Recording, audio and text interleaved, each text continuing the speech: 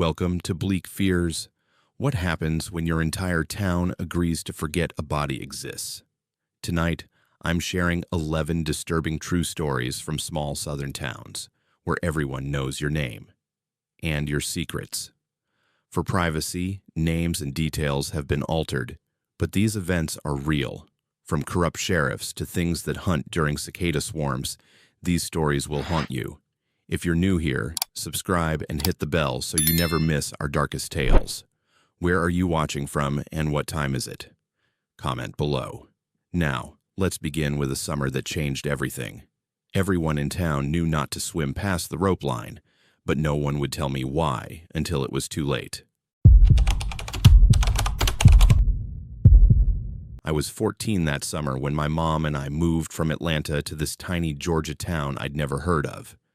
It was 1992, and the divorce was finally settled, which meant starting over in a place where my mom grew up, but I knew absolutely nothing about.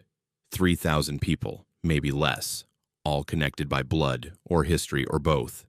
The kind of place where everyone waves at you from their pickup trucks even when they don't know your name yet. My mom said it would be good for us, a fresh start away from the mess my dad left behind. I wasn't convinced. I missed the city, missed my friends, missed having more than one stoplight and a place to get decent pizza. The heat that August was brutal.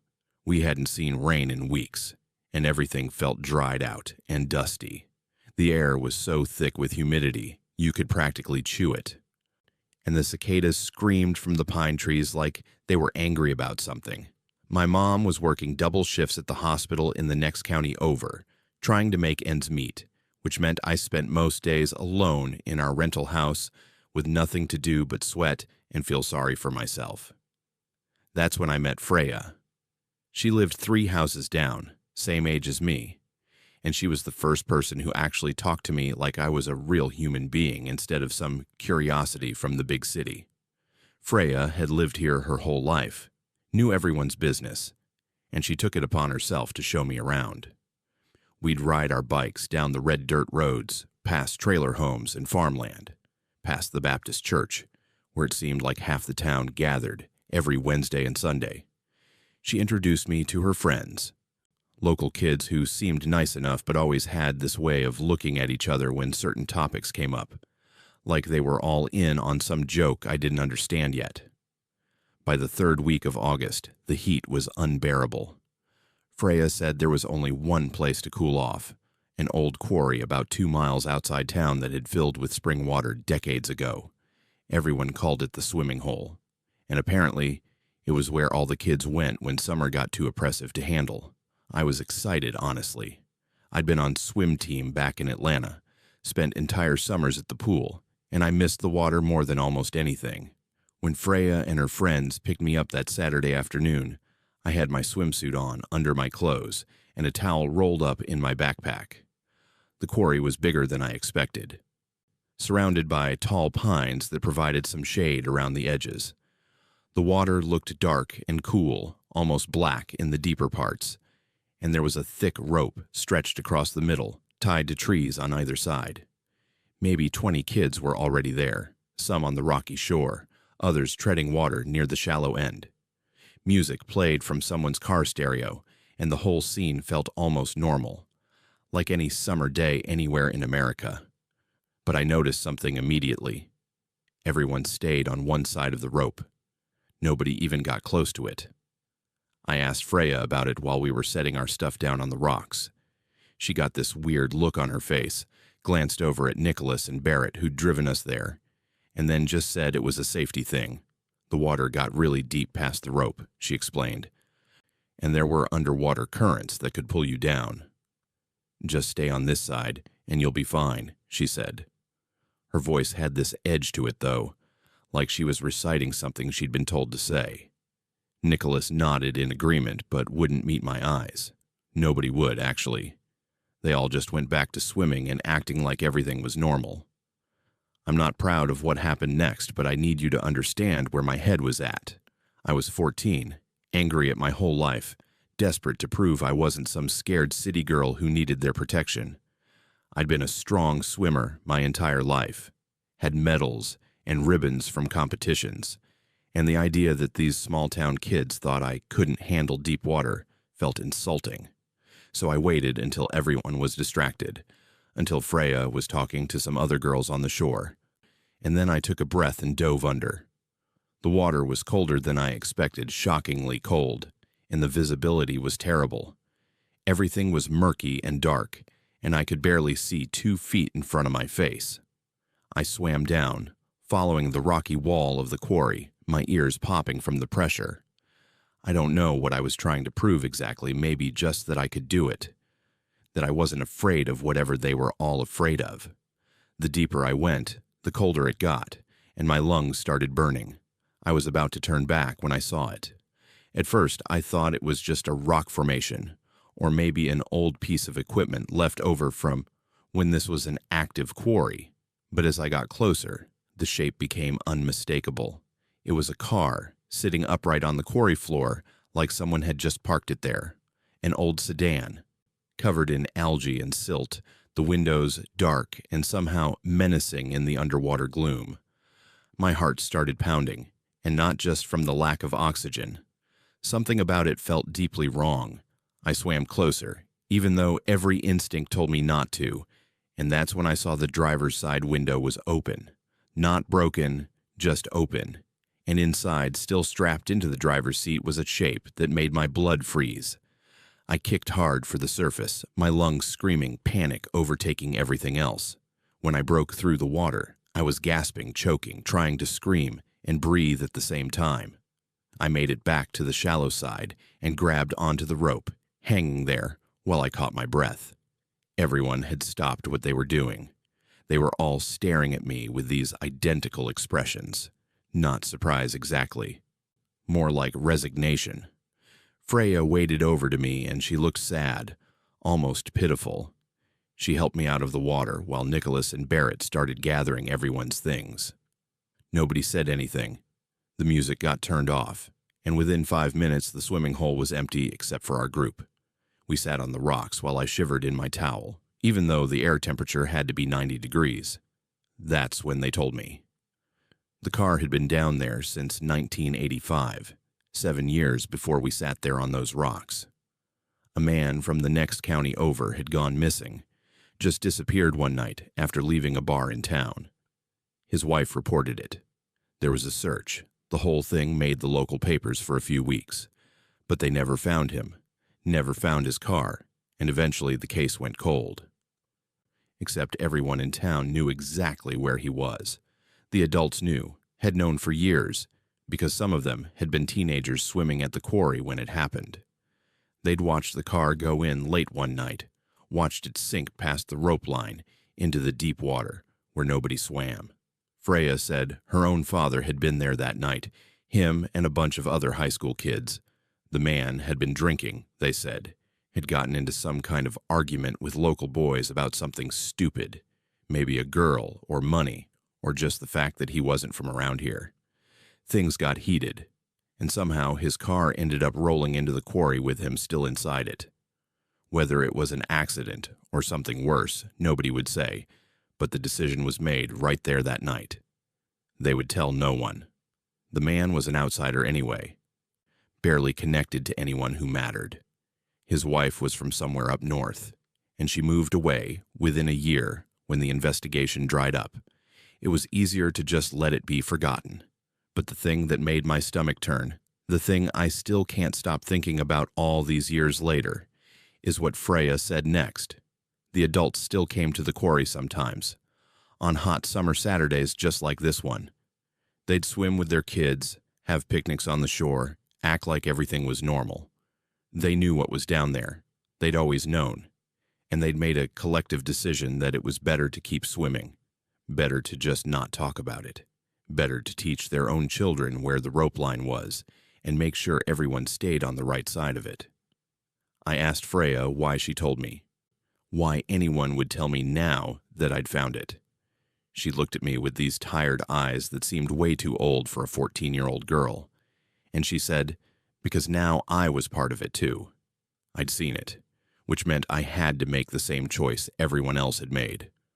I could tell someone, call the police, make a big deal about it. They'd drag the car up, identify the body, and then there would be questions. A lot of questions about who knew what and when, about why nobody said anything for 7 years. Her father would be questioned, along with a dozen other men in town who had families and jobs and reputations. Some of them might go to jail. The whole town would be torn apart, turned into a spectacle for the news cameras and the outside world. Or I could do what everyone else had done. I could keep swimming on the right side of the rope and never mention what I'd seen down there in the dark water. I could become part of the conspiracy, another person who chose comfort and normalcy over truth. Just another person in a town full of people who decided that some secrets were worth keeping. My mom and I moved away before school started that fall. I told her I hated it there, which wasn't a lie, and she found a job back near Atlanta. I never told her what I found in the quarry. Never told anyone actually, until now. I think about it sometimes, though. Wonder if those kids are adults now, if they take their own children swimming at the quarry on hot summer days. I wonder if they've taught their kids about the rope line, about staying on the safe side where the water isn't too deep and there's nothing terrible hiding below the surface. I wonder how many generations of silence it takes before something stops being a crime and just becomes history. And mostly I wonder about the choice I made, the one I make again every single day when I wake up and decide not to call someone, not to say anything, not to disturb the comfortable lie that lets a whole town sleep at night. My name is Ramona, and I'm about to tell you something about my grandmother that still keeps me up at night. I was 22 in the fall of 2008. Fresh out of college, with a degree I didn't know what to do with, and a grandmother who just lost the love of her life. My grandfather passed that September, heart attack in his sleep, and suddenly my grandmother was alone in that big house for the first time in 53 years. The house sat on the edge of a small Mississippi Delta town, the kind of place where cotton fields stretch to the horizon, and everybody's known everybody since before you were born. My parents thought it would be good if I stayed with her for a while, helped her adjust, kept her company. I was between jobs anyway, trying to figure out my life. So I packed up my apartment and drove down from Memphis with my laptop and enough clothes for a few months. My grandmother had always been the kind of woman you'd see in old photographs of church socials, proper and kind with her hair, done just so and her manners impeccable. She baked pies for fundraisers, volunteered at the library, and never missed a Sunday service. After my grandfather died, she threw herself into her church activities even more, said it gave her purpose when the house felt too empty. I understood that. Grief does strange things to people, makes them need structure and community. So when she told me about her Wednesday night prayer group, I thought it was healthy, a good sign she was coping. The group had been meeting for years, she said, long before my grandfather passed. 6 women from the church, all around her age, who'd gather in our living room every Wednesday at 8 o'clock sharp. They'd sit in a circle, hold hands, and pray for the town's prosperity, for good weather, for the health of their families. My grandmother spoke about these women with such reverence, called them her dearest friends, her spiritual sisters. I'd hear them arrive each week, their soft voices greeting each other at the door, the sound of chairs being arranged in the living room. I'd usually retreat to my bedroom upstairs to work on job applications or watch something on my laptop, giving them their privacy. But our house was old, built in 1923, and sound carried in strange ways through the floors and walls. One Wednesday in late October, about 6 weeks after I'd moved in, I was lying on my bed with my laptop when I realized I could hear them through the heating vent. Not clearly, just a murmur of voices rising and falling in rhythm. I wasn't trying to eavesdrop, but something about the cadence caught my attention. It didn't sound like normal prayer. The rhythm was too regular, too coordinated, like they were all speaking in unison. I closed my laptop and moved closer to the vent. What I heard made my skin crawl. They were speaking, or chanting, or something in between, but it wasn't English. It wasn't anything I recognized. And it definitely wasn't glossolalia. that speaking in tongues you sometimes hear in certain churches. This was different. The sounds were guttural and precise, each woman's voice layering over the others in a way that felt deliberate and practiced. There were pauses at exact intervals, and then they'd all begin again together, their voices rising and falling in waves. I sat there for 20 minutes, frozen, listening to these elderly church ladies make sounds that belonged in some ancient ritual, not a Wednesday night prayer circle in small-town Mississippi. When I heard them starting to wrap up, I quickly got back in bed and pretended to be working. I heard my grandmother walk them to the door, heard her say, "Good night," in her normal sweet voice, and then the house was quiet again. She knocked on my door a few minutes later to ask if I wanted tea. I said yes and followed her downstairs, studying her face for any sign of what I'd just heard. She looked completely normal, maybe a little tired but peaceful in the way she always did after her prayer meetings. We sat in the kitchen and talked about mundane things while I tried to process what had happened. I told myself I'd imagined it, that the old heating system had distorted their voices, that grief and job stress were making me paranoid. But the next Wednesday, I listened again. Same thing.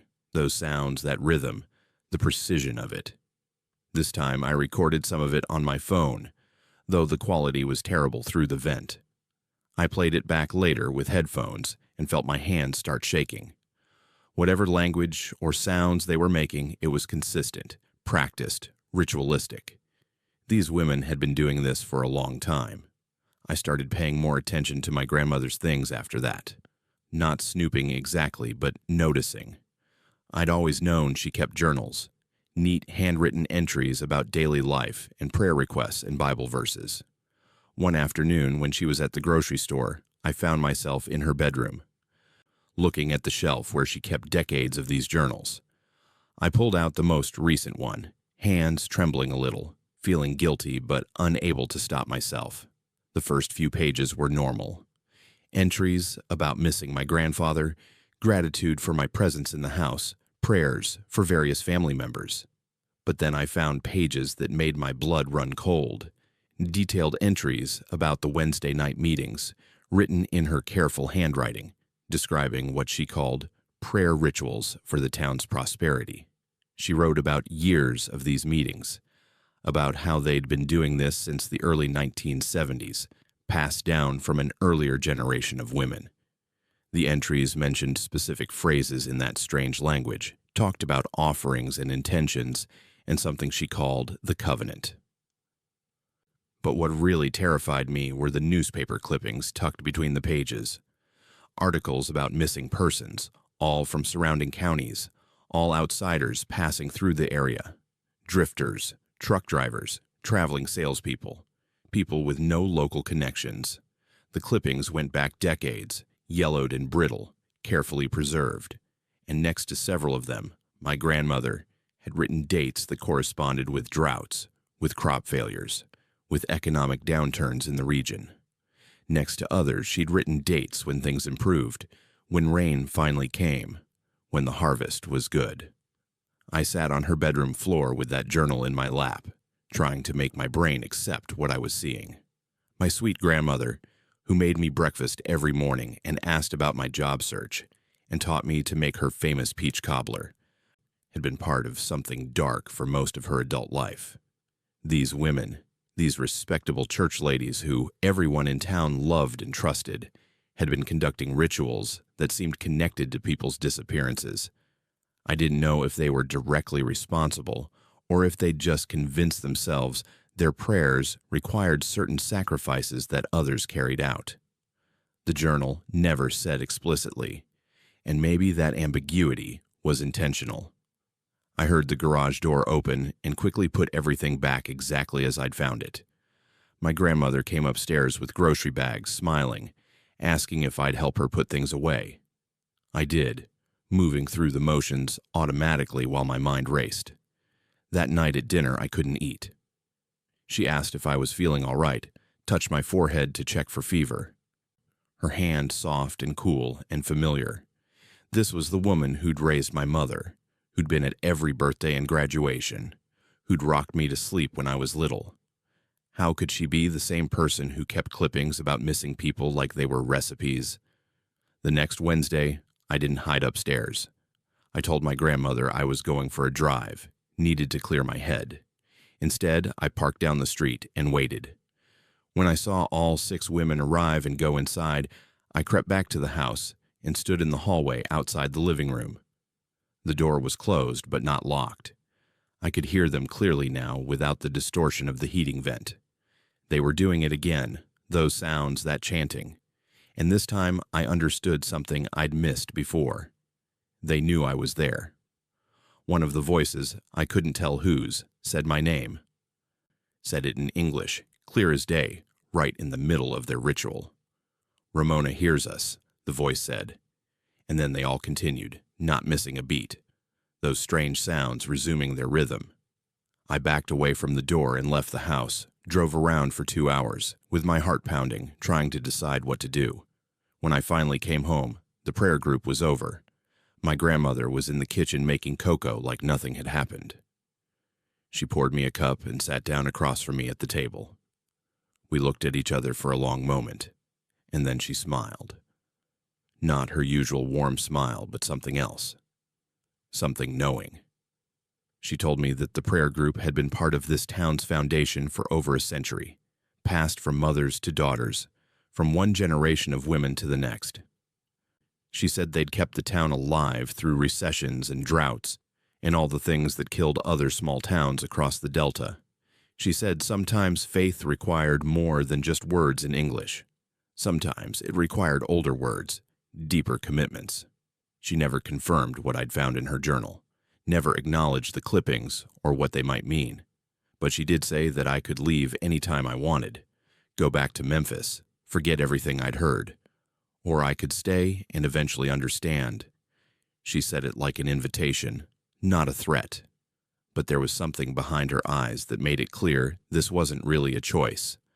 I left 2 days later, made up an excuse about a job interview. My grandmother hugged me goodbye, tight and long, and told me she loved me. I said it back because I did love her. That was the terrible part. I still do. But I've never gone back to that house, haven't visited her since. We talk on the phone sometimes, surface-level conversations about weather and family gossip, and she never mentions the prayer group. My mother asks why I don't visit my grandmother more, says she's getting older and won't be around forever, and I make excuses that sound hollow even to me. The thing that haunts me most isn't what I heard or what I found. It's that I don't know what's true. I don't know if those women were actually responsible for anything, or if my grandmother just collected those clippings for some other reason I can't understand. I don't know if their rituals were harmless delusions of power or something real and dark. And I don't know what it says about me that I chose to leave instead of finding out, that I chose my own peace of mind over the truth. Sometimes late at night, I wonder if those women are still meeting, still chanting in that living room, still believing they're protecting something. And I wonder what happens to towns like that when the last of those women finally dies and takes their secrets with them. Have you ever discovered something about a family member that completely changed how you saw them? Something you wish you could unknown? Tell me in the comments because I need to know I'm not alone in carrying this kind of weight. My name is Ashton, and for 15 years I thought the man who delivered our firewood was just being friendly. I was 11 years old in the winter of 1984, living with my parents and 2 younger sisters in the mountains of rural Tennessee. Our house sat at the end of a long gravel driveway, maybe a mile from our nearest neighbor, surrounded by thick woods that looked beautiful in summer, but felt isolating once the cold set in. My father drove long-haul trucks, gone for weeks at a time, and my mother worked night shifts as a nurse at a hospital 40 minutes away. That meant a lot of evenings it was just me and my sisters Karina and Indy, keeping the wood stove burning and doing our homework by lamplight when the power went out, which happened more often than you'd think up there in the hills. We were homeschooled, all 3 of us. which meant we didn't have the daily routine of a school bus or teachers checking on us. My mother taught us in the mornings before she slept, and my father would quiz us on math and reading when he was home between hauls. We were used to being self-sufficient, used to the quiet and the isolation. I knew how to keep the stove going, how to make dinner for my sisters, how to handle basic emergencies. My parents trusted me with a lot of responsibility, and I took it seriously. I was the man of the house when my father was gone, or at least that's how I thought of it at 11 years old. The firewood man started coming around when I was about 7. His name was Messiah, or at least that's what he told us to call him, and he had a beat-up truck that he'd loaded with split wood every couple of weeks during cold months. He charged less than anyone else in the area, and my parents were always struggling with money, so they were grateful for the deal. He was probably in his 50s, quiet, with these pale eyes that never seemed to blink quite enough. He'd stack the wood neatly in our shed, accept his cash, and leave without much conversation. My parents thought he was a blessing, reliable and affordable. But looking back now, I realized something that didn't register at the time. Messiah only ever came when the adults were gone. Never on weekends when my father was home. Never during the day when my mother was awake. Always on Tuesday or Wednesday afternoons, right around 3 o'clock, when it was just me and my sisters. At 7 years old, I didn't think anything of it. At 11, I started noticing patterns. He'd pull up that long driveway, and I'd hear his truck before I saw it, the engine making this rattling sound that echoed through the valley. He'd wave at us through the window, and I'd wave back because that's what you did. That's what my parents taught me about being polite to people who helped us. He'd unload the wood, and sometimes he'd make small talk. Asked about school, asked if we were keeping warm, asked when my parents would be home. That last question always felt strange, the way he'd phrase it. Not if they'd be home soon, but when exactly. Like he was confirming something he already knew. The winter I turned 11, things started feeling wrong in a way I couldn't articulate. We'd been getting heavy fog in the valleys, the kind that made everything look ghostly and muffled all sound. One afternoon in January, I was splitting kindling behind our house when I heard that rattling engine. But when I came around front, Messiah's truck was just sitting there, idling at the end of our driveway. Not pulling up to the house, just sitting there. I watched for maybe 5 minutes before he finally drove up, got out, started unloading wood. He didn't explain why he'd been sitting there, and I didn't ask.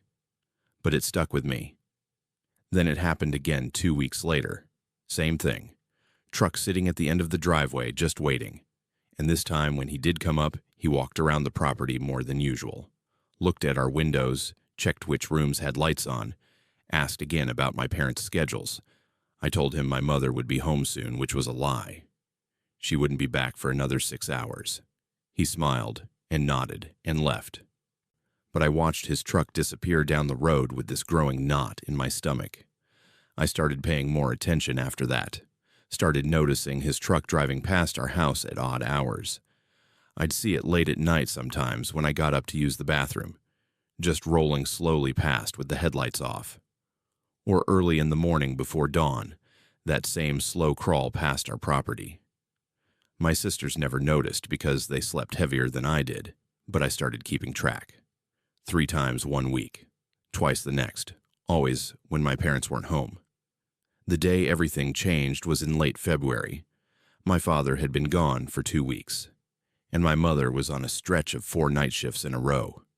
I was exhausted from taking care of my sisters, from keeping the house running, from trying to do my schoolwork and theirs. That afternoon, I went out to the woodshed to grab logs for the evening, and that's when I saw it. Behind a stack of wood in the far corner, tucked into a gap between the wall and the woodpile, was a notebook, not ours. I pulled it out with shaking hands, and when I opened it, I felt like I'd been punched in the stomach. Pages and pages of notes about our family, written in cramped handwriting that was hard to read. Our vehicle descriptions, makes, and models. My mother's work schedule, somehow accurate down to the specific shifts. My father's trucking routes and return dates. Notes about which doors and windows we kept locked, which ones had broken latches, drawings of our property layout, and lists of what he called opportunities, times when the house would be empty or when only children would be home. There were notes about other families too. Other addresses I recognized from our area. Same kind of detailed information, same creepy observations about schedules and security. I counted 7 different properties, 7 different families, all cataloged like he was preparing for something. The dates went back years, some entries from before we'd even moved to this house. He'd been watching people, documenting their lives for a long time. I sat in that woodshed, holding that notebook, while the temperature dropped and the sun started setting, trying to figure out what to do. We didn't have a phone in the shed. The nearest neighbor was a mile away, through woods. And it would be dark soon. My sisters were in the house, 8 and 6 years old, completely unaware. My mother wouldn't be home until 6 in the morning. My father was somewhere in Texas or Oklahoma, unreachable. I was 11 years old, and I'd just found evidence that the man who'd been coming to our house for years was planning something terrible. I took the notebook inside and hid it under my mattress. I told my sisters we were going to have a special campout in the living room that night, all of us together, and I dragged every blanket and pillow down so we'd sleep where I could watch the doors and windows. I found my father's old baseball bat in the closet and kept it next to me. Karina thought it was an adventure. Indy was just happy to stay up past bedtime. I didn't sleep at all. Around midnight, I heard it. That rattling engine moving slowly up our driveway with no headlights. I looked out the window and saw his truck stop about 50 yards from the house. He sat there for what felt like forever, just a dark shape behind the wheel. Then he got out, started walking toward the house, not hurrying, just walking like he had every right to be there.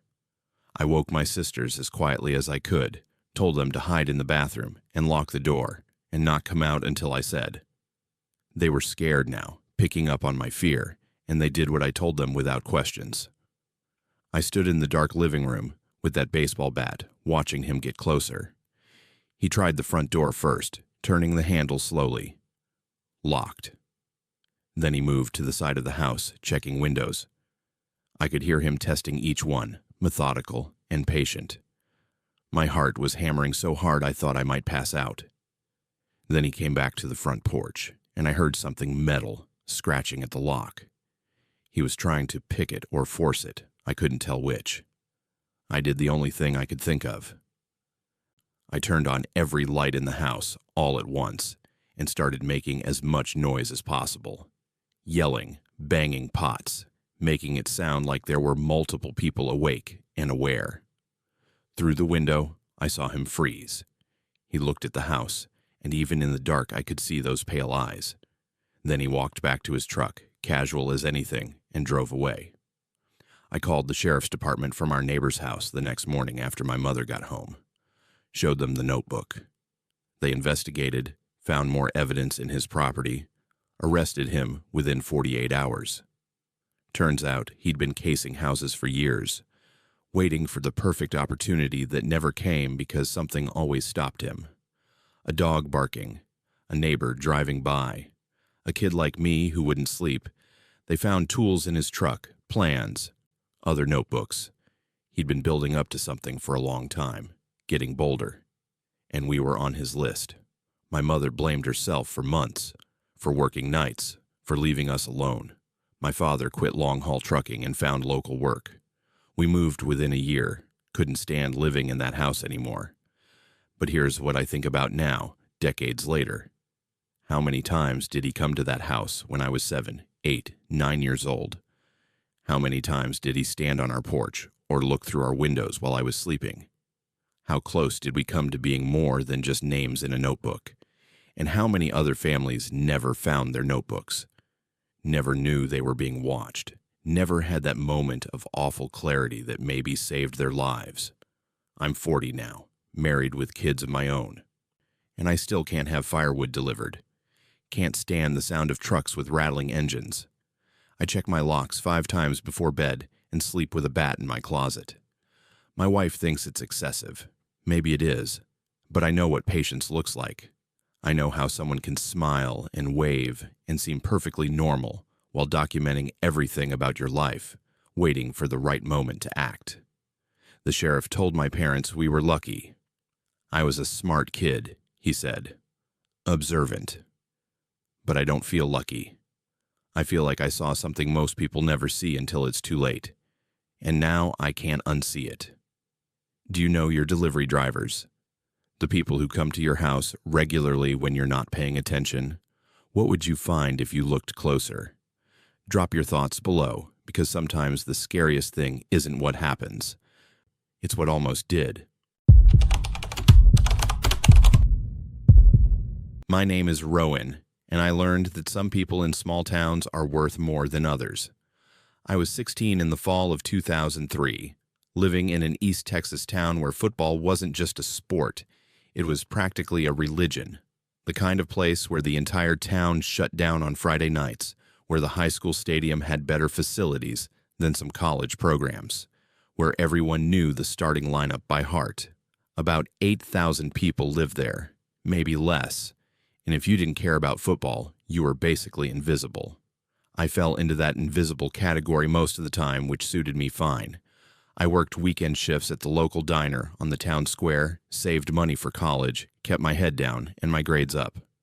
My father had been injured in a construction accident 2 years earlier and couldn't work anymore.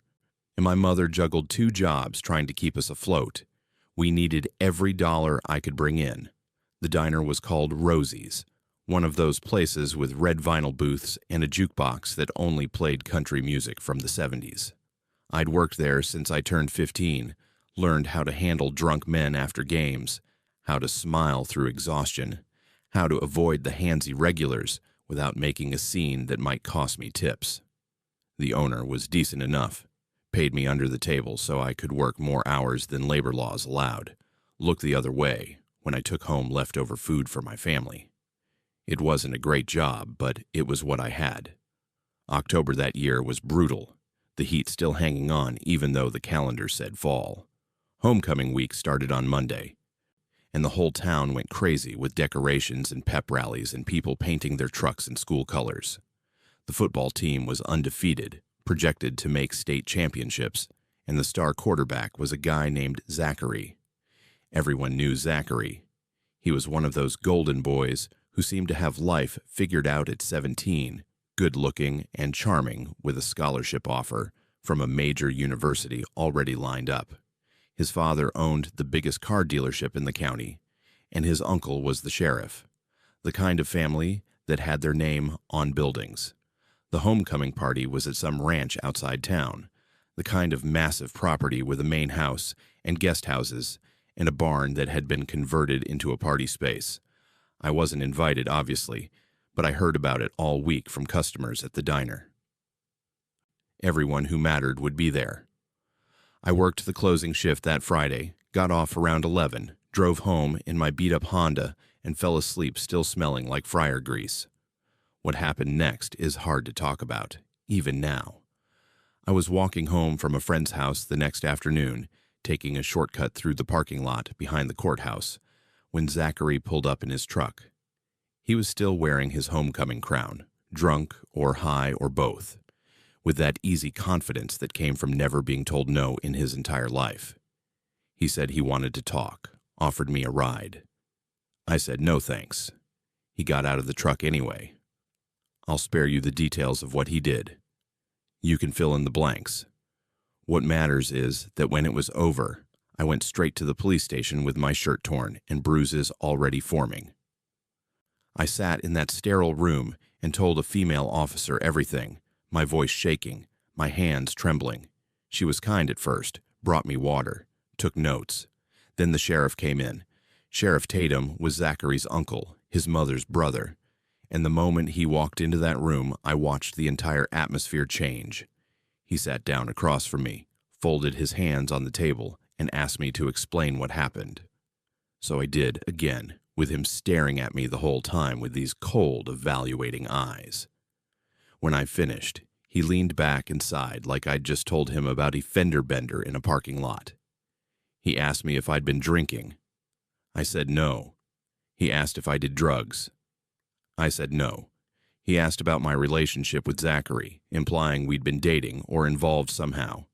I told him I'd never spoken to Zachary before that day, that he was 2 years ahead of me in school, and we didn't run in the same circles. The sheriff nodded slowly, then asked the question that made my stomach drop.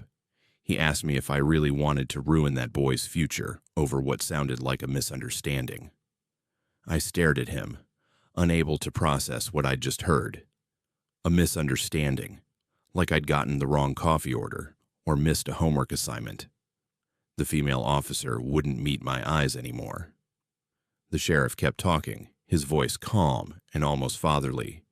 He said Zachary was a good kid, came from a good family, had a bright future ahead of him. He said I seemed like a nice girl too, but that I should think carefully about what making these kinds of accusations could do. Not just to Zachary, but to me, to my family, my mother's jobs, my father's disability benefits. The way people in this town would look at me. I sat there crying, trying to find words, but he just kept going. He said boys sometimes got carried away after big games, that hormones and alcohol made people do things they didn't mean. He said I should go home, get some rest, think about whether I really wanted to put everyone through the ugliness of an investigation that probably wouldn't go anywhere anyway. His words, not mine. He walked me out to the lobby himself, his hand heavy on my shoulder, and told the officer at the desk that I'd just come in to report some teenagers partying too loud. Nothing to file. I went to school on Monday with a split lip I'd covered with makeup and bruises hidden under long sleeves. By Tuesday, everyone knew anyway. Not what actually happened, but the story that had spread through town like wildfire. The story where I'd hooked up with Zachary willingly and then cried assault when he didn't want a relationship. The story where I was a jealous girl from the poor side of town trying to trap a football star. The story where I was a liar. I lost my job at the diner by Wednesday. The owner said business had dropped off, that he couldn't afford to keep me on, but I'd seen the glares from customers, heard the whispers. My mother got pulled aside at her morning job and told maybe she should think about finding work elsewhere. Someone slashed my car tires in the school parking lot. Girls I'd never spoken to called me names in the hallway. Teachers who'd liked me suddenly had nothing to say. By Friday, I learned I wasn't the first. Another girl, graduated 2 years earlier, tracked me down and told me her story. Zachary had done the same thing to her after a away game. She'd tried to report it too. Same sheriff, same dismissal, same town turning against her. Her family had been paid off, $5,000 to leave town and never speak about it again. They'd taken the money because they were desperate, because fighting meant losing everything. She said there were others, girls who'd been too scared to report it, girls who'd graduated and left and never looked back. Zachary's family had been protecting him for years, had the money and connections to make problems disappear. The sheriff made sure nothing ever got officially documented. The town chose to believe the story that was easier, the one that didn't make them complicit, the one that let them keep cheering for their star quarterback. I tried to push back. Talked to a lawyer in the next county who said, without evidence and with the local sheriff against me, there was no case. Tried to talk to the school principal, who suggested I transfer to a different district for my own safety. My parents wanted to move, but we couldn't afford it, not with my father's medical bills, and my mother having just lost one of her jobs. We were trapped. The pressure got worse. Someone spray-painted our house. My little brother got jumped after school. Anonymous calls in the middle of the night saying things I won't repeat. The message was clear. Shut up and disappear, or it gets worse. My mother begged me to recant, to make a public statement saying I'd lied, that it would be the only way to make it stop.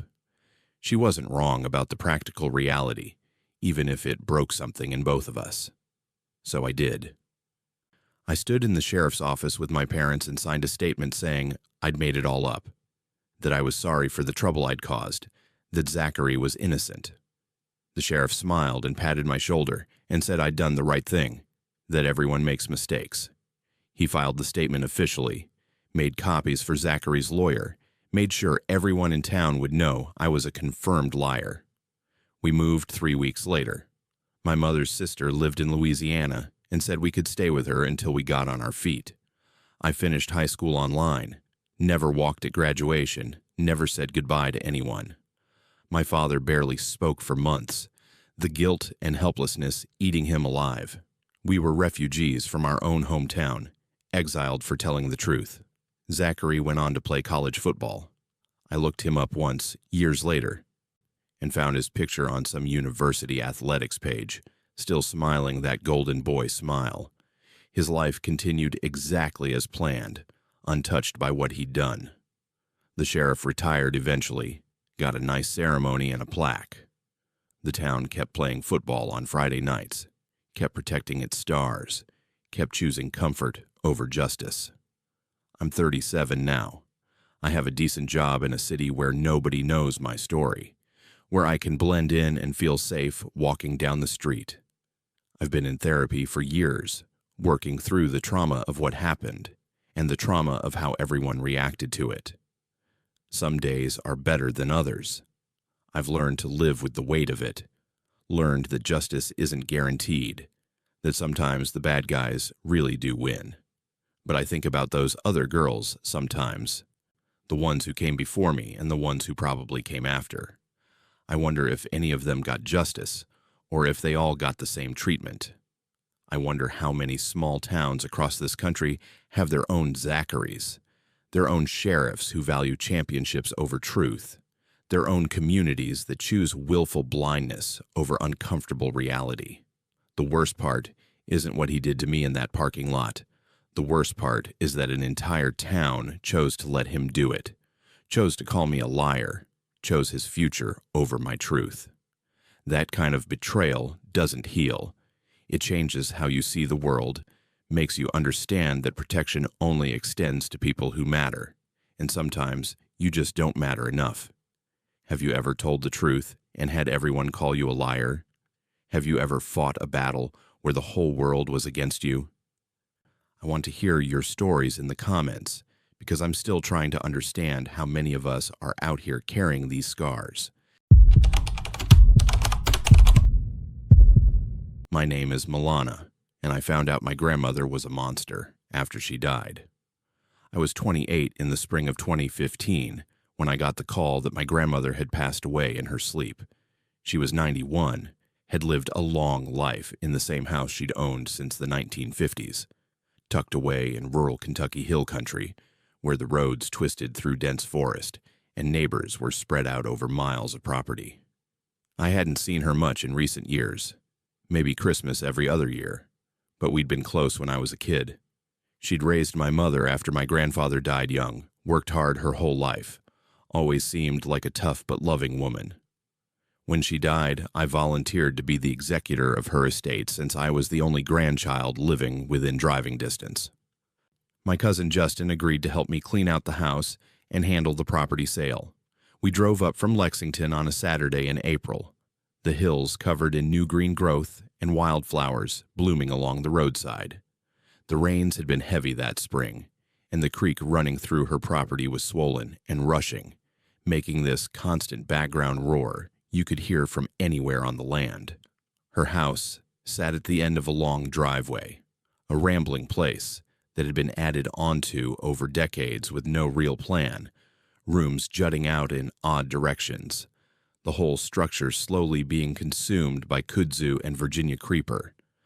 Outbuildings dotted the property, most of them collapsed or collapsing, wood gone soft with rot and tin roofs rusted through.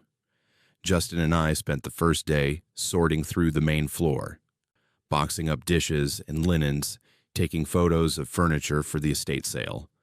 The house smelled like old wood and mothballs and something else I couldn't quite identify, something musty and unpleasant that seemed to come from the walls themselves. We found the normal stuff you'd expect in an old woman's house: photo albums, costume jewelry, Reader's Digest magazines going back 40 years, drawers full of rubber bands and twist ties saved from bread bags. Nothing surprising. Nothing that gave me any reason to think this would be anything other than a sad but straightforward task. The basement was where things got strange. We'd been avoiding it, honestly, because neither of us liked basements, and this one was especially uninviting.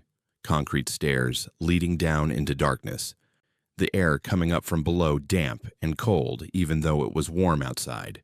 But we needed to inventory everything for the estate. So Sunday morning, we grabbed flashlights and headed down. The basement was mostly empty, just exposed stone walls and a dirt floor, some old canning jars on wooden shelves, a rusted furnace that probably hadn't worked in decades. We were about to head back up when Justin noticed something odd about the far wall. There was a section where the stonework looked different. Newer mortar, stones that didn't quite match the rest. He knocked on it and got a hollow sound. We looked at each other, both thinking the same thing. Why would someone wall off part of a basement? We started pulling at the stones, which came away easier than they should have, and behind them was a wooden door. Not old, relatively new actually, with a heavy padlock on it. The lock was on our side, on the outside of the door. Whatever was back there, someone had locked it from this side, had sealed it behind a false wall. We found bolt cutters in one of the outbuildings and came back down. My hands were shaking as I cut through the lock, and I couldn't tell if it was from adrenaline or some deeper instinct telling me to leave it alone. The door swung open on rusted hinges, and the smell that came out made both of us gag. Rot and mildew and something chemical, like formaldehyde or preservatives. We shined our flashlights inside. It was a root cellar, probably original to the house, maybe 8 feet by 10 feet with a low ceiling. Stone walls covered in some kind of dark staining, symbols carved into them that I didn't recognize. Shelves along one wall holding mason jars filled with liquids and things floating in those liquids, things I didn't want to look at too closely. But what made my blood freeze were the photographs. They covered an entire wall, dozens of them, black and white photos of children. Not family photos, nothing posed or formal. These were candid shots, kids playing, kids sleeping, kids looking scared. Some of the photos looked old, from the 40s or 50s based on the clothing and quality. Others were more recent, color photos from the 70s or 80s. None of the faces were familiar. None of them were in our family albums upstairs. Justin found a metal filing box in the corner, rusted but still intact. Inside were papers, records, documents that made me feel sick as I read through them. My grandmother had worked as a matron at a children's home from 1946 to 1963, a place for orphans and wards of the state. The documents listed names of children, admission dates, and notes in my grandmother's handwriting. Next to some names were additional notes: troublesome, ungrateful, wicked, and beside those names, different dates marked with a red pen and a single word: departed. I found newspaper clippings mixed in with the records, articles about children who'd run away from the home over those years. 12 different kids, all between the ages of 8 and 14, all noted as having left in the night with no witnesses, no trace, no leads. The articles quoted my grandmother, the concerned matron who'd tried so hard to help these troubled children, who was devastated by their disappearances. But the red dates in her records matched the dates those children supposedly ran away. There were other things in that cellar I don't want to describe in detail. Small items of clothing preserved in plastic bags, each labeled with initials and dates. A journal with entries describing punishments, isolation techniques, methods of discipline that went far beyond anything legal or humane, and photographs of the cellar itself from years earlier, showing it set up differently, showing chains mounted to the walls, showing a space that had been used for something terrible. We sat on the basement stairs for a long time, neither of us speaking, trying to process what we'd found. My grandmother, who'd taught me to bake cookies, who'd read me bedtime stories, who'd seemed like a normal, if stern old woman, had done something monstrous. Had probably killed children in her care, had hidden their bodies somewhere on this property, or disposed of them in ways we'd never know, had lived with that secret for over 50 years, had died peacefully in her sleep without ever facing consequences. Justin wanted to call the police immediately. I did too, theoretically, but I was paralyzed by the implications. This would destroy my mother, would taint our entire family legacy, would open investigations that might implicate people who'd known or suspected. And what would it accomplish? My grandmother was dead. The children's home had closed in 1971. Most of the people involved were probably dead too. Justice was decades too late. We compromised. We documented everything with photos, made copies of all the papers, sealed the cellar back up. Then we contacted a cold case unit with the state police anonymously, gave them enough information to start looking into the old disappearances without directly implicating ourselves. We told them there might be remains on the property, gave them the address, let them take it from there. The investigation took months. They found remains of 3 children buried in the woods behind the house, identified them through dental records and missing persons files. The other 9 were never found. The case made regional news for a few weeks, but because my grandmother was dead and the crimes were so old, it didn't stay in the headlines long. The property sold eventually to a developer who tore everything down and built vacation cabins on the land. But here's the part that still keeps me awake at night. After everything came out, I started researching the people who'd worked at that children's home alongside my grandmother, found obituaries, tracked down a few who were still alive in nursing homes, and I learned that there had been complaints, that parents and social workers had raised concerns about conditions at the home, about children who seemed terrified, about suspicious incidents. But every complaint had been dismissed or buried. People in town knew my grandmother, trusted her, thought she was doing good work with difficult children. They chose to believe her explanations, chose not to look too closely. One woman I interviewed, a former cook at the home who was 94 and barely coherent, grabbed my hand when I mentioned my grandmother's name. She said everyone knew something was wrong, that the night staff heard things they couldn't explain. The children would whisper about the cellar and the bad room, but nobody wanted to cause trouble.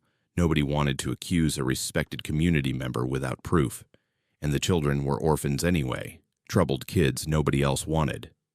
Their word against a respectable white woman in 1950s Kentucky didn't mean much. After my grandmother left that job in 1963, she moved to the house where she'd eventually die, lived quietly, went to church every Sunday, baked pies for fundraisers, became the sweet old lady everyone remembered fondly. Nobody connected her to those old disappearances, even though she'd left the children's home right after an investigation started into a 12th missing child. She just moved on, left that part of her life behind, and nobody followed up. I think about those kids constantly. Wonder what they went through. How scared they must have been, how they called for help that never came. Wonder if my grandmother felt any remorse, or if she justified it somehow, told herself they were bad children who deserved punishment. I think about my mother, who was raised by this woman, who I can't tell the full truth to because it would break her. I think about all the family dinners and holidays where my grandmother sat at the head of the table, smiling and serving food, while nobody knew what she'd done. The worst part is the haunting. I don't mean ghosts, though Justin swears he sees things in his peripheral vision sometimes. Shadows that look like children. I mean the psychological haunting of living with this knowledge. Every good memory I have of her is tainted now. Every family story has a dark question mark behind it.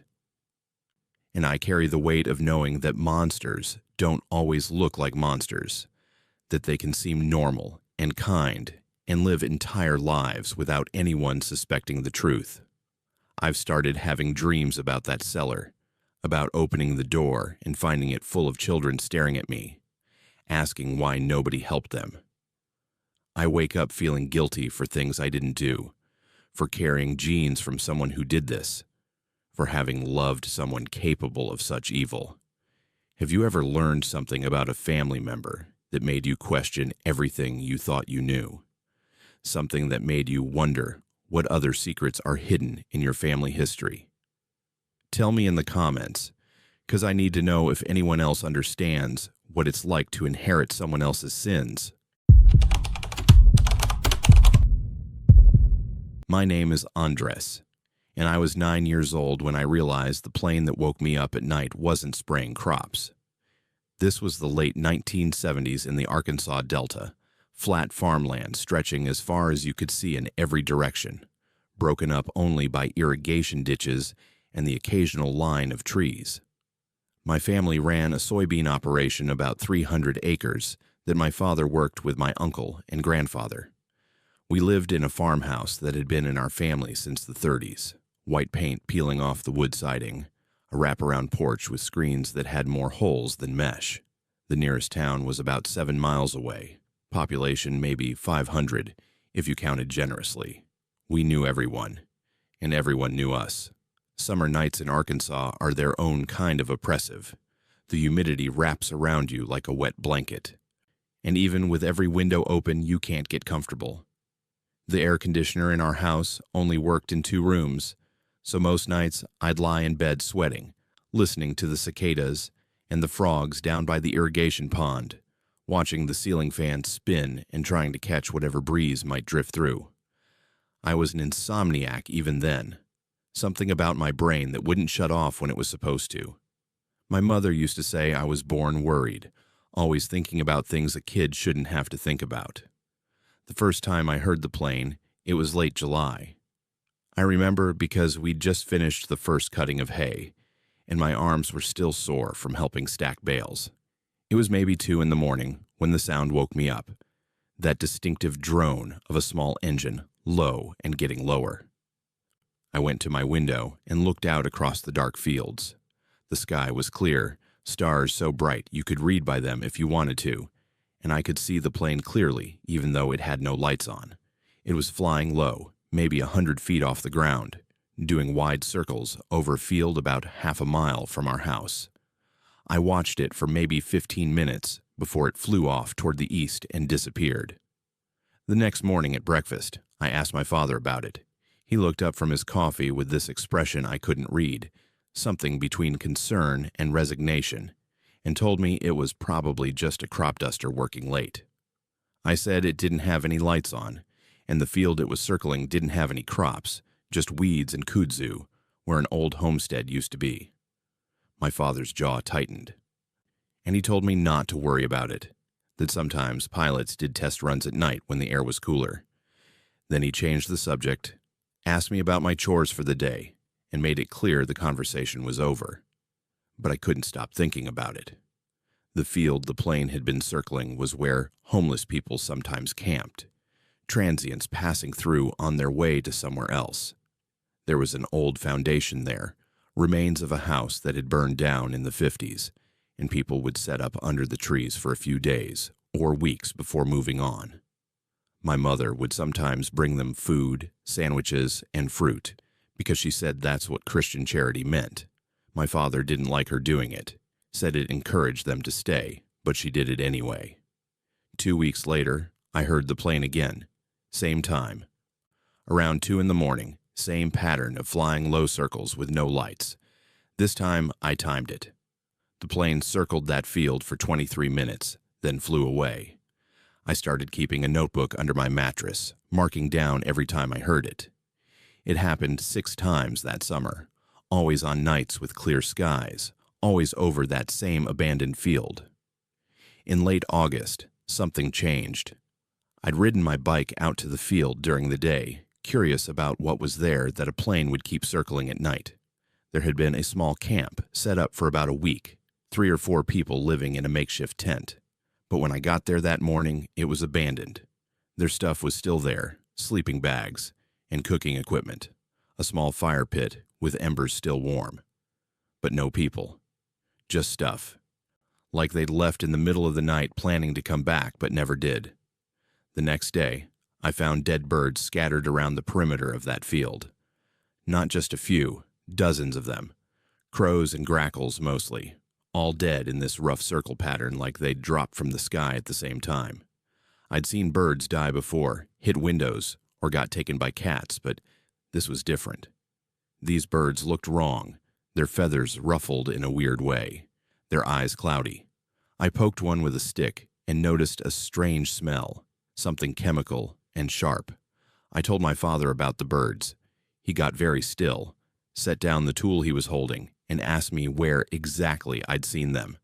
When I told him, he grabbed my shoulders, harder than he'd ever grabbed me before, and told me to never go near that field again.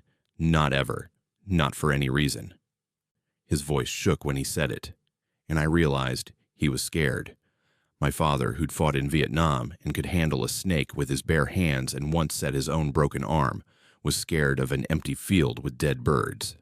That night, he came into my room after I'd gone to bed, sat on the edge of my mattress, and spoke quietly, like he was worried someone might hear, even though we were the only ones home. He said there were things happening in the world that boys my age shouldn't have to know about, things the government did that weren't in newspapers or on television. He said the plane I'd been hearing was probably military, probably testing something they shouldn't be testing, and the smartest thing anyone could do was pretend they never saw it.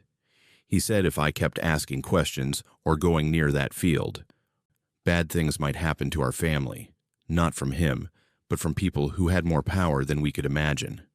I asked him what they were testing. He shook his head and said he didn't know for sure, but he had suspicions. He'd heard stories from other farmers, from veterans he knew who'd seen similar things in other countries.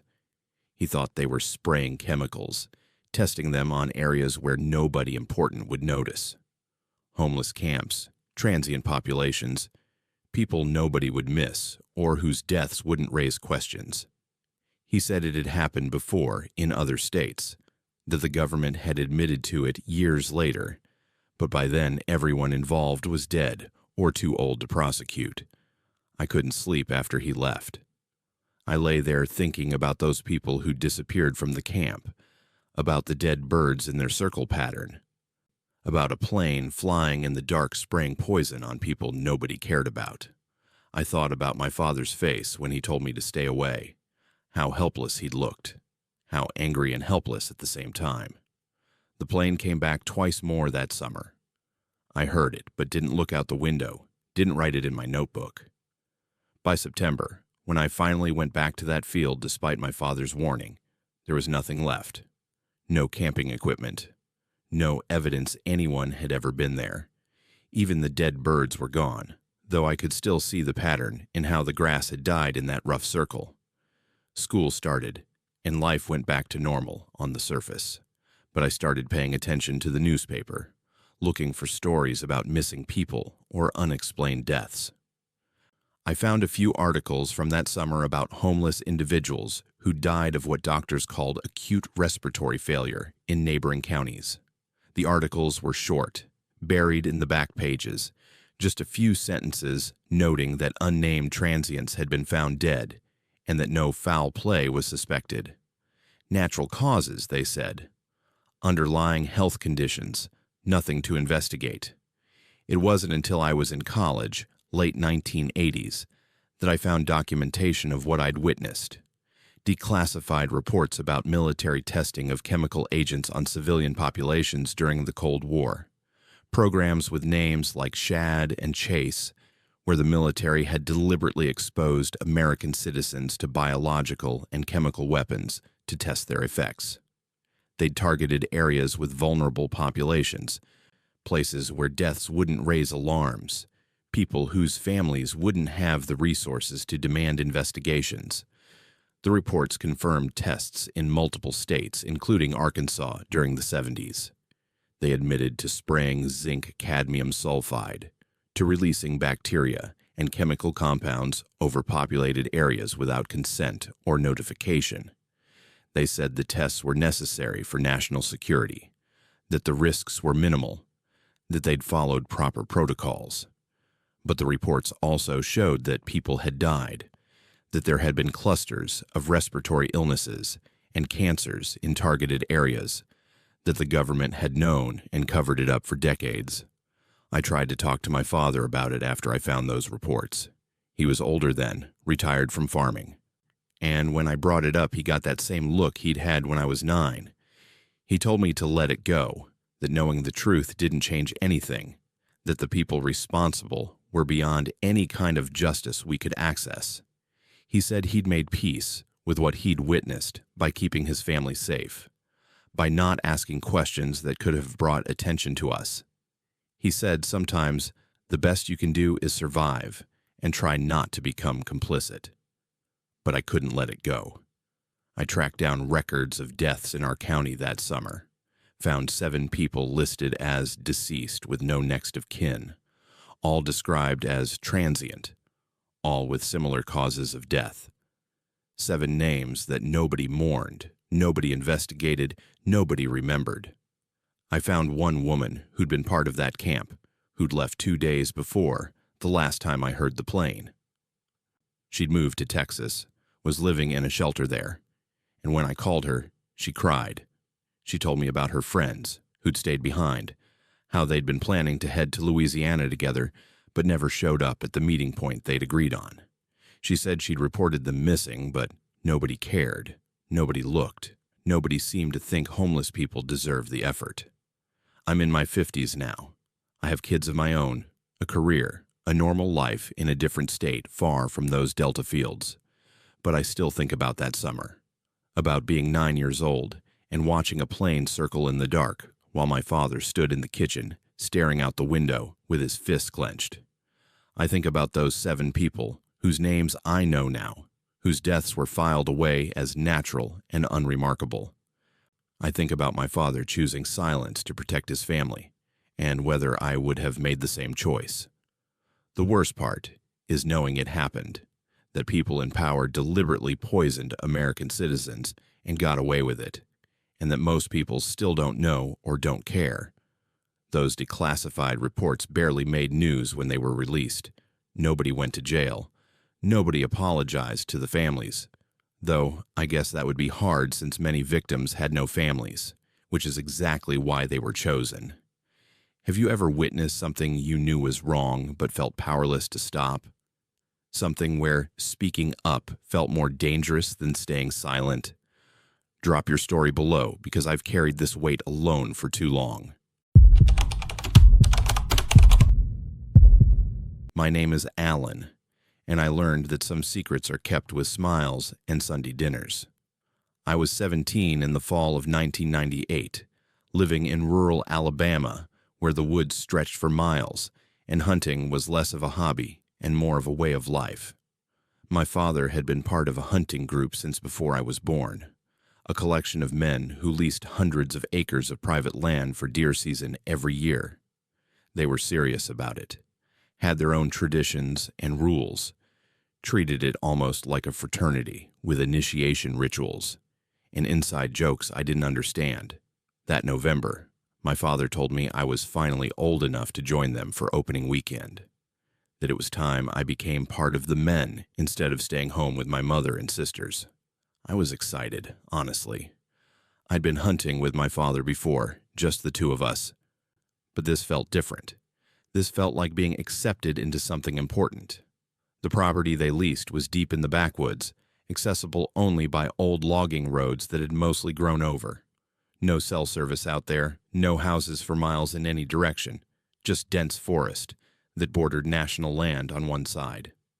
The camp consisted of a couple of old trailers and a main cabin that had electricity from a generator, but not much else.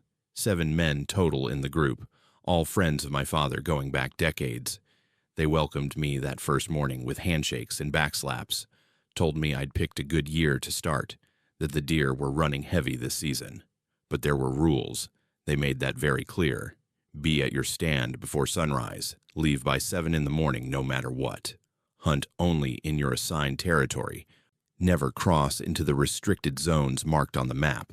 Don't ask questions about things that don't concern you. That last one stuck with me because of how seriously they said it. Like it wasn't just hunting etiquette, but something more important. My father nodded along like these were completely normal rules, and I figured this was just how serious hunters operated. The first morning went fine. Cold and quiet. my breath fogging in the pre-dawn darkness as I climbed into my deer stand. I didn't see anything worth shooting, but that was okay. Just being out there felt significant, like I was participating in something ancient and masculine that connected me to my father and grandfather and all the men before them who'd provided for their families this way.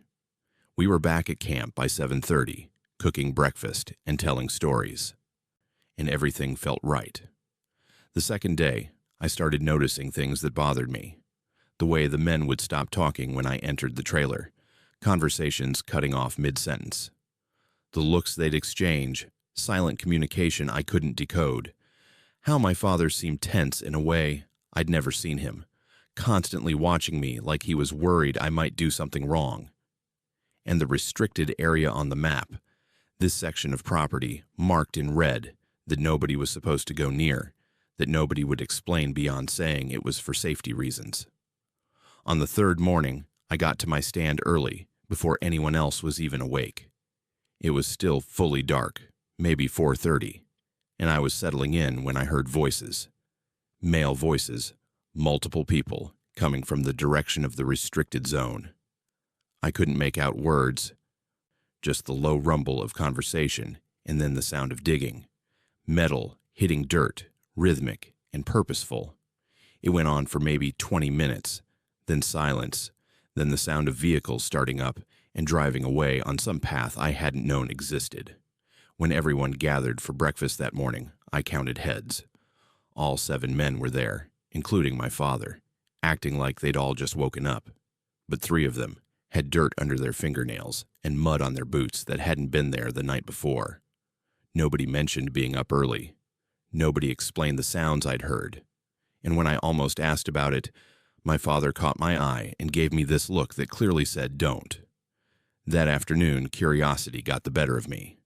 I told my father I was going to scout some trails on the far side of my territory, give myself options for the next morning. He seemed nervous, but didn't stop me. I hiked out like I was supposed to. Then once I was out of sight, I circled around toward the restricted area. My heart was pounding, partly from exertion and partly from knowing I was breaking their rules. But I had to see what was there that required so much secrecy. The restricted zone was marked by orange tape tied to trees, creating a perimeter, maybe 50 yards across. Inside that perimeter, the ground had been disturbed recently. Fresh digging, carefully concealed with leaves and branches, but visible if you knew what to look for. I found an old deer stand, too, positioned to have a clear view of the disturbed ground, like someone had spent time watching this spot. And on one of the trees, carved into the bark years ago based on how the tree had grown around it, were initials. 7 sets of initials, including my father's.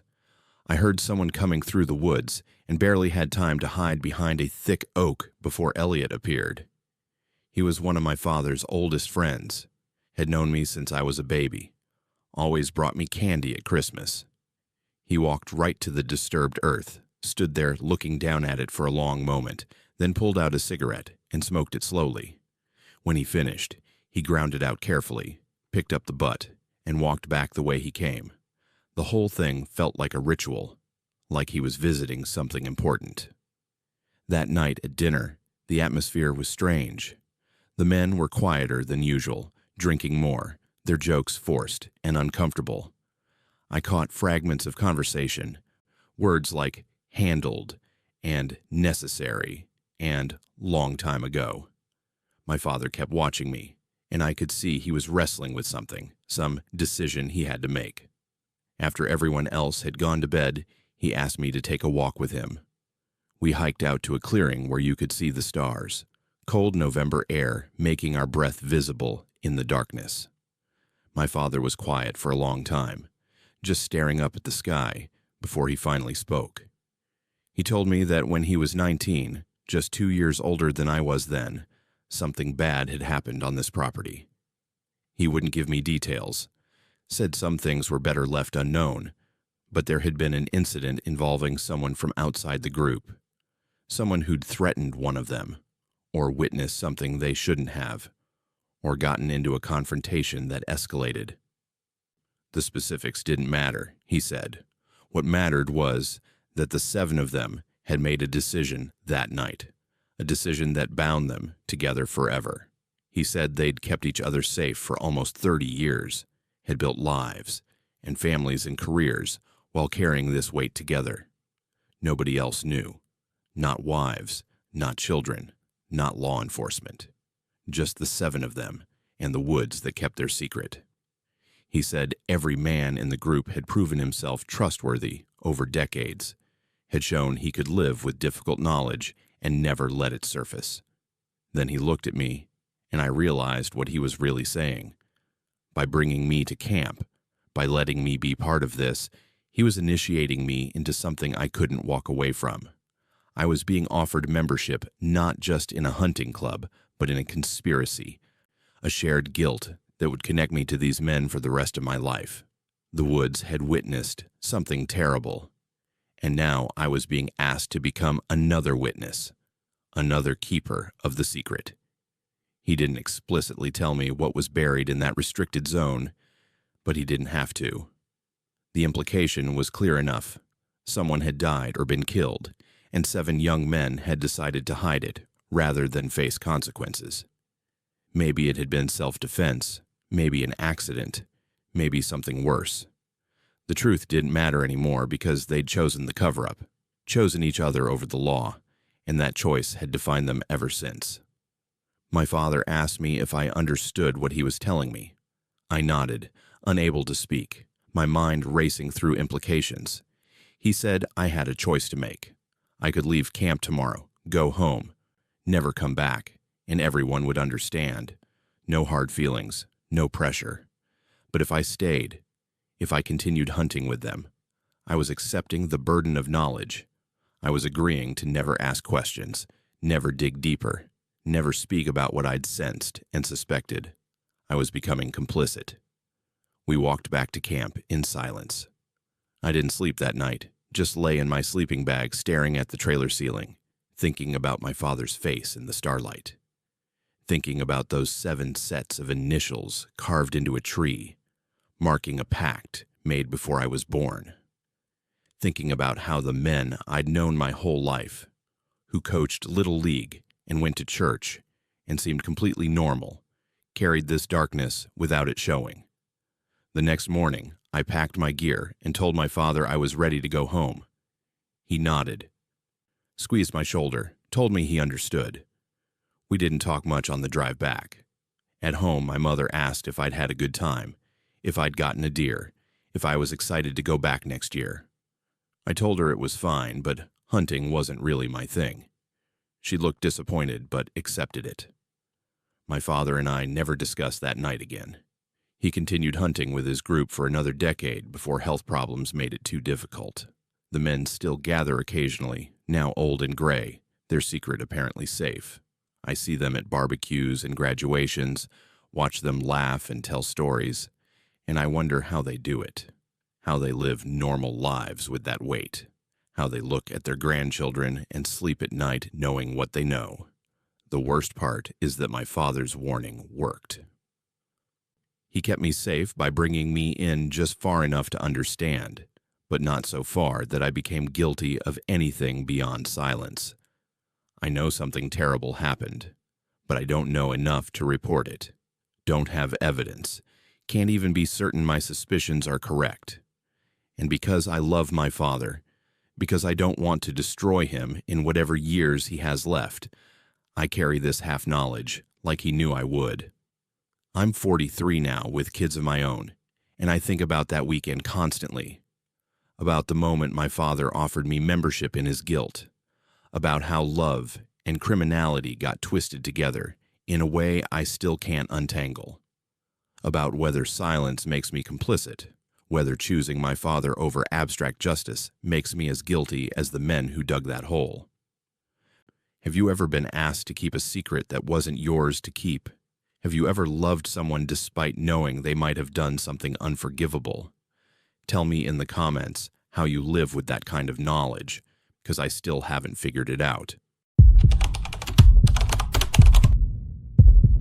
My name is Lakeland, and I watched my mother's cleaning lady prepare her for death. I was 35 in the summer of 2012 when I moved back to Louisiana after my divorce finally went through. My marriage had imploded spectacularly, the kind where lawyers got rich and nobody walked away happy, and I needed somewhere to regroup while I figured out what came next. My mother still lived in the house I grew up in, a rambling place on the edge of a small town near Bayou country, where the air always smelled like mud and Spanish moss hung from every tree like gray hair.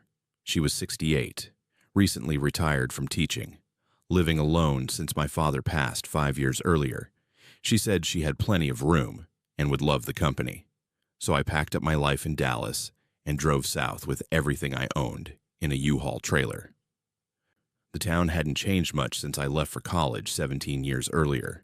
Same storefronts on Main Street, same families running the same businesses their grandparents had started.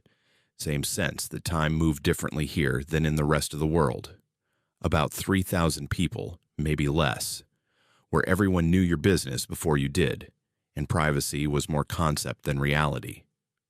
My mother liked it that way, said she felt safe knowing her neighbors, knowing the rhythms of the community.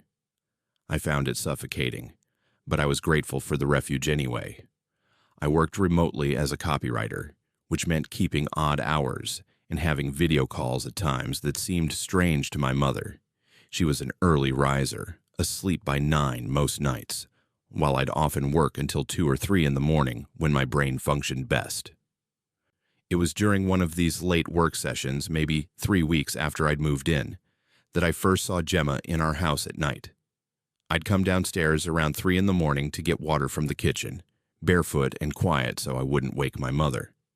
The house was dark except for a nightlight in the hallway, and I was halfway to the kitchen when I saw her. A woman standing at our kitchen sink, her back to me, completely still. My heart jumped into my throat before I recognized her. It was Gemma, the woman who'd been cleaning our house for as long as I could remember. She'd worked for my mother since I was in elementary school, a fixture in our lives who came twice a week to dust and vacuum and do the heavy cleaning my mother couldn't manage alone anymore. I must have made some sound because she turned around slowly.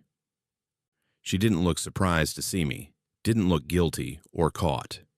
She just smiled that gentle smile she always had and said she was checking on things. Her voice was calm, like it was perfectly normal to be in someone else's house at 3 in the morning. I asked how she got in, and she said she had a key, that my mother had given it to her years ago in case of emergencies. Then she walked past me, touched my shoulder lightly, and let herself out the front door. I stood in that kitchen for 10 minutes, trying to make sense of what had just happened. The next morning, I asked my mother about it. She was making coffee, moving slowly like her arthritis was bothering her, and when I mentioned finding Gemma in the house at night, she barely reacted. She said Gemma did that sometimes, checked on her, made sure everything was all right. I said we'd never given her a key that I knew of, and my mother looked at me with this tired expression and said there were a lot of things I didn't know about, that Gemma had been part of her life longer than I'd been alive, and to just let it be. But I couldn't let it be. Over the next few weeks, I caught Gemma in our house 3 more times at strange hours. Once at midnight, standing in my mother's bedroom doorway, just watching her sleep. Once at 4 in the morning, sitting at our kitchen table with a cup of tea like she lived there. And once at dawn, going through my mother's medication cabinet in the bathroom. Each time she had an explanation that sounded reasonable on the surface but felt deeply wrong underneath, checking that my mother was breathing okay, couldn't sleep, and knew we wouldn't mind her visiting, making sure the prescriptions were current and properly labeled. My mother refused to see anything strange about it. When I pushed, she got defensive, said Gemma cared about her more than most people did, that I'd been gone for years, and didn't understand how things worked here. She said Gemma had been wonderful after my father died, had helped her through the grief, had become more friend than employee. I asked why she needed someone checking on her in the middle of the night, and my mother said at her age, you never knew when something might happen, that it was comforting to know someone was watching over her. That's when I started really paying attention to Gemma. She was probably 70 herself, thin and gray-haired, always dressed neatly in clothes that looked decades out of style. She spoke softly and moved quietly.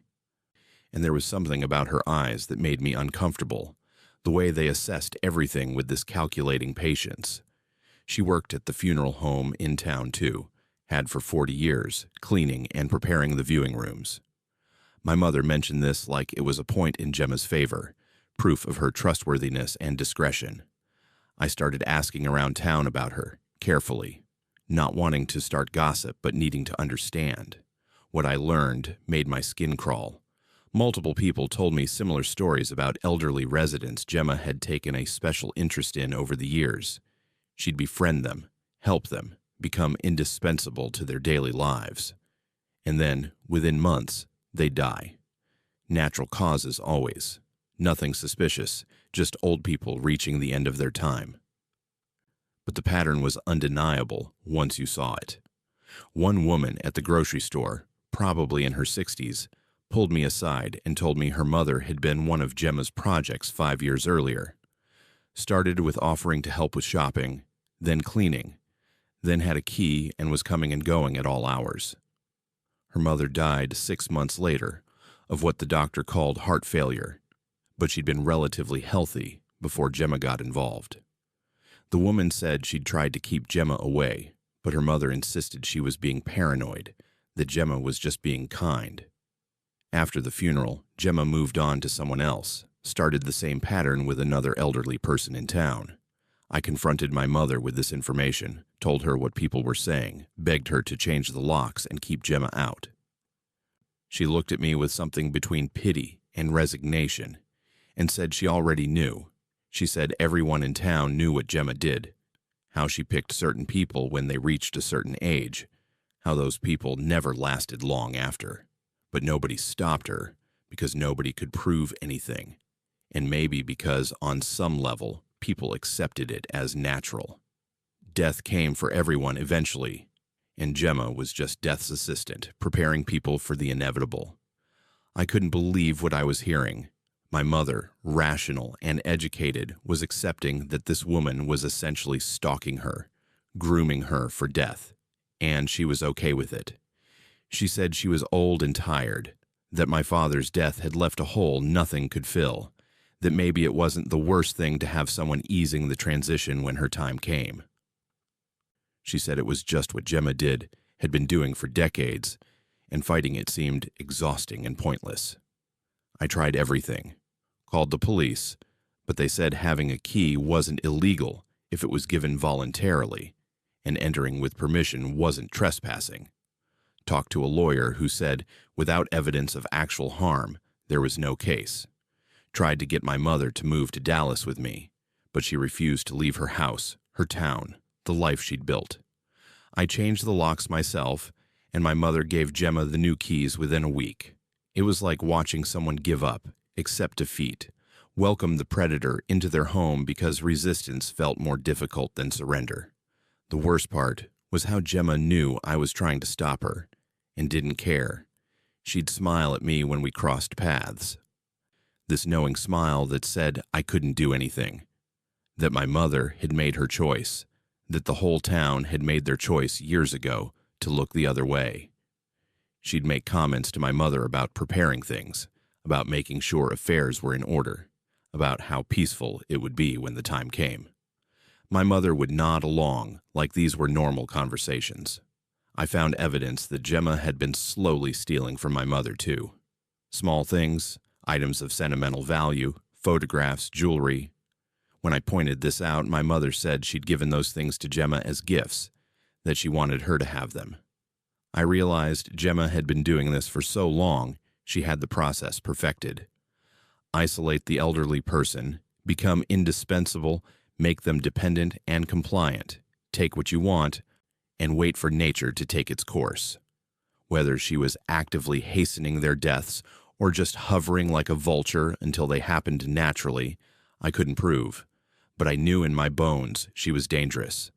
I stayed in that house for 8 months, barely sleeping, hypervigilant, trying to protect my mother from something she wouldn't protect herself from. I lost the remote work contract because I was too distracted to focus. My own health deteriorated from stress and exhaustion, and my mother got weaker, seemed to fade a little more each day, whether from age or something more sinister I couldn't determine. Her doctor said everything looked normal for someone her age, that decline was natural, that I should prepare myself. Eventually, I couldn't take it anymore. I left, moved back to Dallas, told my mother I loved her but couldn't watch what was happening. She understood, said she didn't blame me, said some things just were what they were. Gemma was there the day I packed up to leave, helping my mother with laundry, and she hugged me goodbye like we were old friends. She told me not to worry, that she'd take good care of my mother, and the promise felt like a threat. My mother died 4 months later. Heart failure, the death certificate said, natural causes. She was 69 years old and had been in relatively good health until that final year. Gemma arranged most of the funeral, knew exactly what my mother would have wanted, had thought of every detail. At the service, people told me how lucky my mother was to have had such a devoted friend, how Gemma had made her final months so peaceful. I nodded and smiled and said nothing because, what could I say? That I believed this woman had slowly killed my mother, or at minimum had circled her like a predator until nature finished the job. That an entire town had watched it happen and done nothing because it was easier to accept than confront. 3 weeks after we buried my mother, I heard Gemma had started visiting another elderly woman in town, someone who'd recently lost her husband. The pattern continuing. Another family about to learn what I learned, and nobody would stop it because nobody ever had. Have you ever tried to protect someone who didn't want protection? Ever watched a slow-motion tragedy unfold while everyone around you acted like it was normal? Drop your story below, because I need to know I'm not crazy for seeing what I saw. My name is Beckham, and my father's hunting club had one rule nobody questioned until I broke it. I was 17 in November of 1998, living in rural Alabama where hunting season was practically a state holiday, and boys became men by shooting their first buck.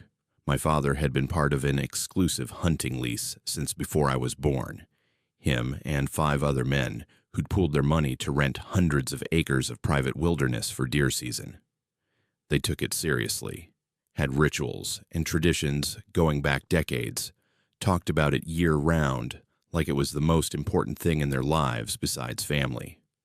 That fall, my father finally said I was old enough to join them for opening weekend, that it was time I stopped being a kid and started understanding what it meant to be part of something bigger than myself. The property was deep in backcountry, accessible only through logging roads that had mostly returned to forest. No cell coverage, no electricity except what the generator provided, just dense woods that seemed to swallow sound and light. The camp consisted of 2 hunting stands, a main lodge built from rough timber, and a storage shed that looked older than any of us. 6 men total in the group, all friends of my father going back to high school. They greeted me that first morning with rough affection, told me stories about my father's first hunt, made me feel welcome in a way that mattered at 17. But there were rules, they explained over breakfast that first day. Strict rules that everyone followed without exception. Be at your assigned stand before dawn, always. Leave your stand and return to camp by 7 in the morning, no matter what you'd seen or shot. Hunt only in your designated zone, marked on the hand-drawn map they showed me. And most importantly, never go near the old stand on the eastern boundary. That area was off-limits, they said, dangerous terrain with sinkholes and unstable ground. My father nodded along as they explained, adding that people had gotten hurt out there before, that it wasn't worth the risk for a deer. The first 2 days went smoothly. Cold mornings in my stand watching the woods wake up, the satisfaction of being trusted with something important, the camaraderie of men who'd known each other forever. I didn't see anything worth shooting, but nobody seemed to mind. Just being there was enough, being included in something that felt ancient and significant. The men would return to camp each morning by 7, like clockwork, cook massive breakfasts, tell stories, clean their weapons. Everything felt right and proper, and exactly how I'd imagined it would be. On the third morning, I woke up earlier than usual, maybe 4:30, and couldn't fall back asleep. I got dressed quietly and headed out to my stand well before anyone else stirred. The woods were pitch black, no moon, just my flashlight cutting through the darkness. I was maybe halfway to my stand when I heard voices coming from the direction of the forbidden eastern boundary. Male voices, low and serious, and the unmistakable sound of shovels hitting earth. I killed my flashlight and stood there listening. The voices were too far away to make out words, but I counted at least 3 different speakers, maybe 4. They worked for maybe 20 minutes, the digging sounds rhythmic and purposeful. Then silence. I heard vehicles starting up somewhere I didn't know vehicles could go, engines fading into the distance. Then nothing but the normal sounds of pre-dawn woods. When everyone gathered for breakfast, I counted. All 6 men were present, including my father, acting like they'd all just rolled out of their bunks. But 3 of them, including my father, had fresh mud caked on their boots and dirt under their fingernails they hadn't bothered to clean. Nobody mentioned being up early. Nobody explained what I'd heard. And when I opened my mouth to ask, my father caught my eye with a look that stopped me cold. That afternoon, I told my father I wanted to scout the western edge of my hunting zone, maybe find a game trail for the next morning. He seemed reluctant but didn't object. I headed west, like I'd said, then circled back once I was out of sight, moving through the woods toward the eastern boundary and the forbidden stand. My heart hammered in my chest, partly from exertion and partly from knowing I was violating their primary rule, but I had to see what warranted such secrecy. The boundary was marked with faded orange tape tied between trees, creating a rough perimeter, maybe 60 yards across. Inside that perimeter, I found disturbed earth that had been carefully disguised with leaves and forest debris. Someone had dug there recently, filled it back in, tried to make it look natural. The forbidden stand was still standing, rickety and dangerous looking, positioned to have a clear view of this area. And carved into the trunk of a massive oak tree, weathered but still visible, were 6 sets of initials. One of them was my father's. I heard someone approaching and barely managed to hide behind a fallen log before Alex emerged from the tree line. He was my father's oldest friend, the man who'd taught me to tie fishing knots when I was 6, who came to every one of my baseball games. He walked directly to the disturbed ground, stood there looking down at it like he was visiting something sacred or terrible, maybe both. He pulled out a cigarette, smoked it slowly, then carefully picked up the butt and pocketed it before walking away.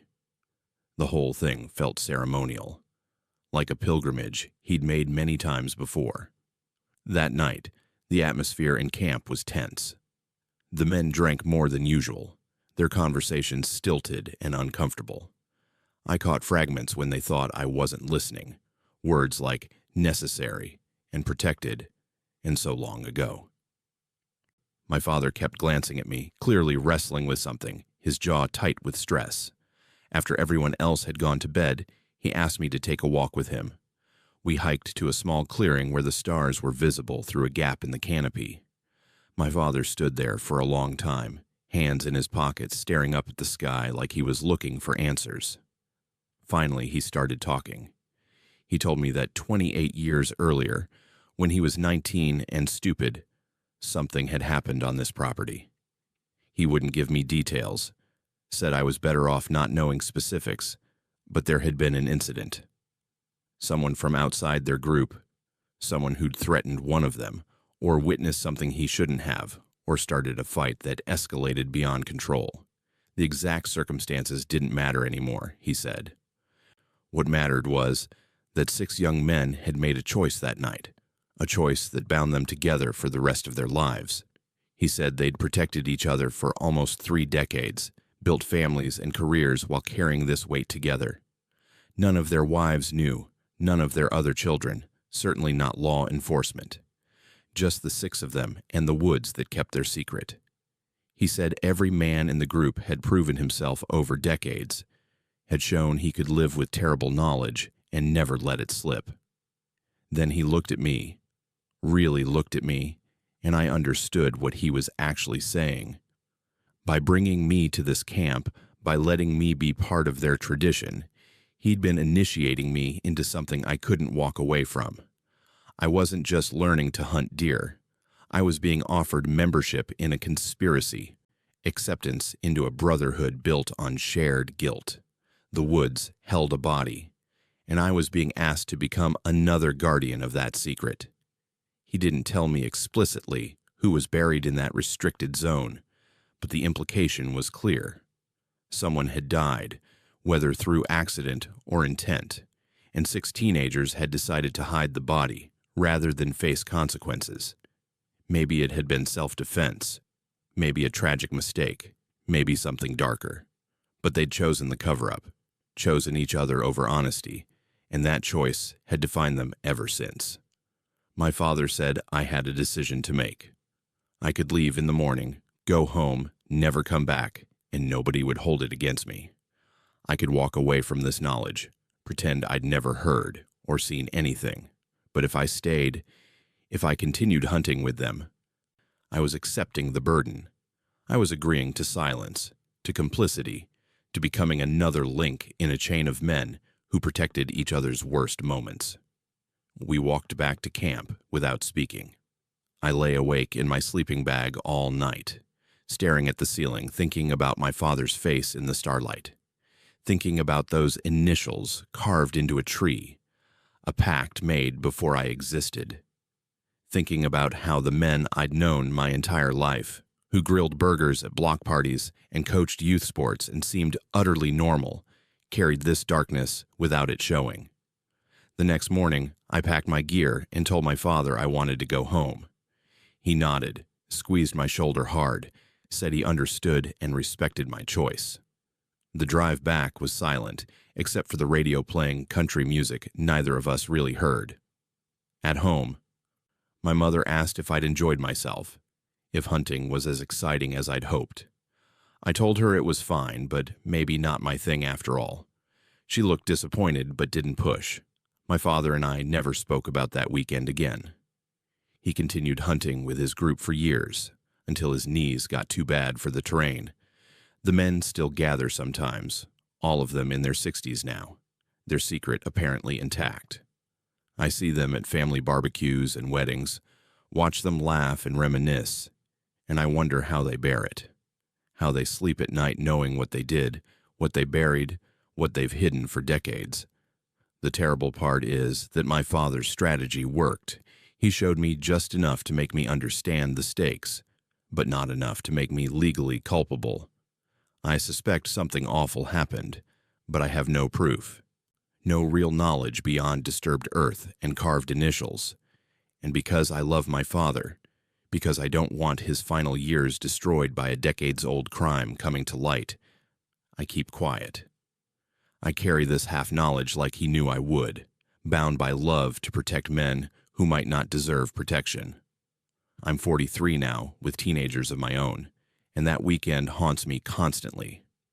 I think about the moment my father invited me into his guilt, about how family loyalty and possible murder got tangled into something I still can't separate. About whether my silence makes me as guilty as the men who dug that hole. Have you ever been shown something you couldn't unsee? Ever had someone you love ask you to carry their darkest secret? Tell me in the comments how you live with that weight, 'cause I'm still learning. My name is Miller, and I watched an entire town fall under one man's spell in 5 weeks.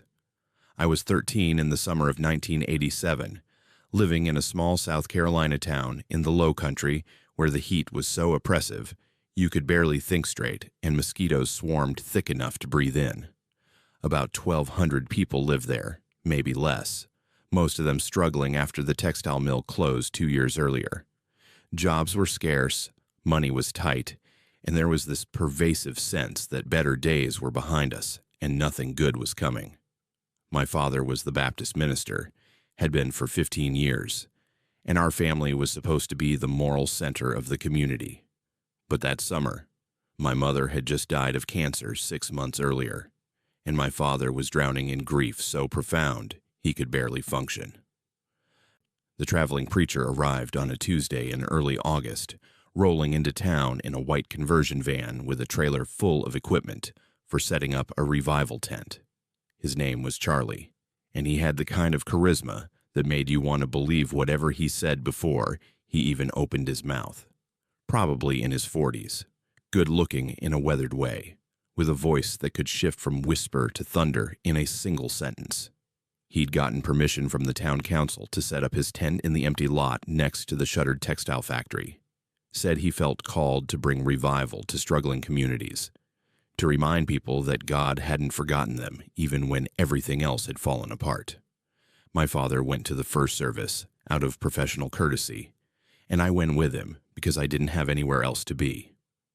The tent was packed, maybe 300 people crammed onto folding chairs in the suffocating heat, everyone fanning themselves with the free paper fans Charlie's team had distributed. When he started preaching, something shifted in the air. He wasn't like the dry, formal preachers I'd grown up listening to. He moved like a performer, paced the makeshift stage, made eye contact with individuals in the crowd, told stories that made people laugh and cry within the same breath.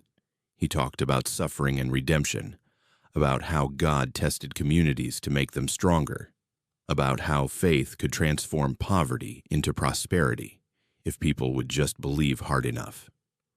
By the end of that first service, people were weeping openly. Grown men and women came forward for altar calls, confessing sins and asking for prayer. Charlie laid hands on them, speaking in tongues, and people claimed they felt electricity, healing, the presence of something divine. My father stood at the back, watching with this expression I couldn't read, something between skepticism and hunger. On the drive home, he was quiet, but the next night he went back, and the night after that. By the end of the first week, Charlie's revival was the only thing anyone in town talked about. The services ran every night, growing longer and more intense. People started bringing their sick for healing, their troubled teenagers for deliverance, their financial problems for miraculous intervention. Charlie performed exorcisms on stage, cast out demons from people who writhed and screamed, predicted futures, and revealed secrets he claimed God had shown him. And people believed. God helped them. They believed every word. My father became obsessed. He attended every service, sat in the front row taking notes, and started incorporating Charlie's style into his own Sunday sermons. The reserved, intellectual preacher I'd known my whole life transformed into someone else, someone desperate and fervent, who talked about signs and wonders and the need for complete surrender to God's will. He invited Charlie to preach at our church, gave him access to our congregation, introduced him to everyone who mattered in town. I watched my father, this man who'd always valued reason and education, become completely enthralled by a stranger who'd been in town less than 2 weeks. But I saw things that bothered me. I noticed how Charlie isolated certain people after services, how he'd take them aside for private counseling sessions that lasted hours. I saw him collecting money, not just the offerings during services, but personal donations, people signing over checks, promising monthly support. I watched him identify the most vulnerable people in our community and give them special attention, the widows and the unemployed and the desperate, making them feel chosen and important. By the third week, Charlie had moved beyond just preaching. He'd started a daily prayer meeting at noon, a women's Bible study on Wednesday mornings, a men's accountability group on Thursday nights. He was everywhere, in everyone's lives, becoming the center of the community faster than should have been possible. And he'd taken a special interest in my father, calling him a spiritual son, praising his dedication, telling him God had great plans for our family. My father glowed under this attention. seemed more alive than he'd been since my mother died. That's when Charlie started paying attention to me. He'd seek me out after services, ask about my life, tell me I had a special calling, that God had shown him I was meant for great things. He'd put his hand on my shoulder, hold it there just a little too long, look at me with an intensity that made my stomach twist. He started suggesting private mentoring sessions, said my father had agreed it would be good for my spiritual development. The way he talked about it made it sound like an honor, like being chosen for something important. My father was enthusiastic about the idea, said Charlie had offered to personally disciple me, that this was an incredible opportunity, that I should be grateful a man of God would invest time in a troubled kid like me. I wasn't troubled. Hadn't been until my mother died and my father disappeared into his grief, but suddenly that's how everyone saw me. The pastor's daughter, who needed special guidance, who needed to be saved from going down the wrong path. Charlie had planted that narrative so carefully nobody questioned it. I went to one mentoring session. It was in the trailer Charlie lived in behind the revival tent, cramped and hot, with pictures of Jesus and crosses covering every surface. He closed the door, offered me sweet tea, sat too close on the small couch. He talked about purity and temptation, about how young girls needed protection from their own bodies, about how submission to godly authority was the path to righteousness. His hand found my knee while he talked, his voice getting softer, more intimate. He said my father had given permission for him to guide me in all things, that resistance was rebellion against God's appointed leadership. I ran, made an excuse about feeling sick and bolted from that trailer, my heart pounding, my skin crawling where he'd touched me. I went straight home and tried to tell my father what had happened, how Charlie had made me feel, what he'd implied. My father looked at me with disappointment and said I was misunderstanding godly affection, that my grief over losing my mother was making me see things that weren't there, that I needed to be careful about making accusations against a man of God. He said Charlie had warned him this might happen, that troubled girls often misinterpreted spiritual mentorship as something inappropriate because they were uncomfortable with authority. That's when I realized how completely Charlie had captured my father. He'd anticipated my resistance, had already planted seeds in my father's mind that would make him dismiss anything I said. I was trapped in a nightmare where everyone I knew had been reprogrammed to trust a predator over their own children. I started paying closer attention to the other girls and women in town. I noticed one of the high school seniors, a girl named Alea from my father's congregation, had started acting strange. She'd lost weight, stopped making eye contact, flinched when Charlie came near her, but then rushed to his side like she couldn't help herself. Her parents seemed oblivious, too caught up in their own spiritual transformations to notice their daughter was falling apart.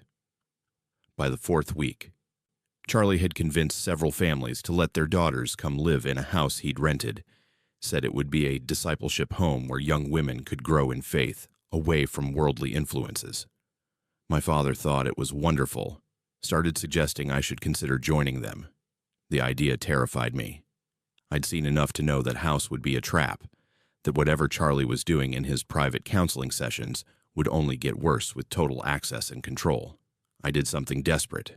I hitchhiked to the next county over and walked into the state police station, told them everything I'd seen and suspected about the money Charlie was collecting, about the way he isolated vulnerable people, about his inappropriate behavior with me and probably others.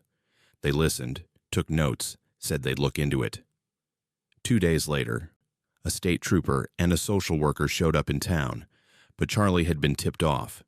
Someone in the police department, or maybe just someone in town who'd heard rumors, had warned him. By the time authorities arrived, he'd prepared everyone. The financial records were clean, all donations properly documented. The families whose daughters were in the discipleship house said their children were there voluntarily and thriving. The women he'd been counseling lined up to defend him, said he'd saved their lives, transformed their marriages, healed their broken hearts. My father testified that Charlie was a man of impeccable character, that any accusations were the result of a troubled teenager acting out after losing her mother. The investigators found nothing actionable, no proof of financial fraud, no evidence of abuse that anyone would confirm, nothing but my word against an entire community's. The social worker pulled me aside and said she believed something wrong was happening, but without cooperation from victims or witnesses, there was nothing she could do. She gave me her card and told me to call if I ever felt unsafe. Then they left. The backlash was immediate. I became the girl who'd tried to destroy the revival, who'd attacked a holy man because of my own sinfulness. People crossed the street to avoid me. Girls I'd known since kindergarten called me a liar. My father was humiliated, furious that I'd brought shame on our family.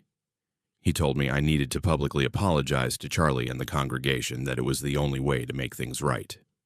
Charlie himself was gracious about it, of course. Said he forgave me, that he understood I was hurting, that he'd pray for my healing. The way he looked at me when he said it, with that knowing smile, made it clear he'd won. He'd turned an entire town against a 13-year-old girl and made them think they were doing God's work. By the 5th week, Charlie was talking about staying permanently, about establishing a church, about how God had called him to shepherd this community long term. People were already pledging money to buy property, to build a facility.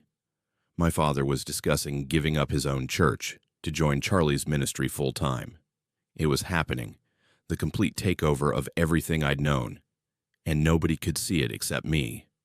I ran away 3 days before the end of summer, hitchhiked to my aunt's house in Georgia, showed up on her doorstep with a backpack and no explanation. She took me in without questions, called my father to let him know I was safe, but didn't force me to go back. I never returned to that town, not even when my father died years later. I heard eventually that Charlie's church did get established, that it ran for about 5 years before some financial scandal forced him to leave. By then, he'd collected hundreds of thousands of dollars and left behind a community fractured by betrayal. Some people finally admitted what they'd experienced, what they'd seen, what they'd allowed to happen. But it was too late for apologies to mean anything. Have you ever been the only one who saw danger while everyone around you walked toward it willingly? Ever tried to save people who attacked you for trying? Tell me in the comments, because I still wonder if I could have done something different. My name is Jace, and I documented something at an abandoned mill that almost got me killed. I was 19 in the winter of 2006, taking night classes at community college and working security at a warehouse complex in a declining North Carolina textile town. The whole area had been built around manufacturing that dried up in the 70s and 80s, leaving behind these massive brick structures that stood empty and slowly crumbling. About 5,000 people still lived there, down from maybe 15,000 in the town's heyday, and there was this pervasive sense of decay, like the place was dying in slow motion, and everyone knew it, but nobody wanted to acknowledge it out loud. My security job was boring, mostly just walking the perimeter of the warehouse every couple hours and watching cameras feed in a tiny office. To break up the monotony, I'd started taking photographs of abandoned buildings in the area. I'd always been interested in urban exploration, the aesthetic of industrial decay, and the town was full of subjects. I'd post the photos online, got decent engagement, felt like maybe I'd found something I could be good at beyond just existing in a place with no future. The old Riverside Mill was the biggest abandoned structure in town, a massive brick complex that dominated the waterfront, 4 stories tall with most windows broken out and railroad tracks running behind it that no trains used anymore. The mill had closed in 1973, and for 30 years it had just sat there, fenced off with no trespassing signs that everyone ignored. Kids broke in to party sometimes. Homeless people camped in the loading docks, but mostly it was just there. This giant corpse of a building nobody knew what to do with.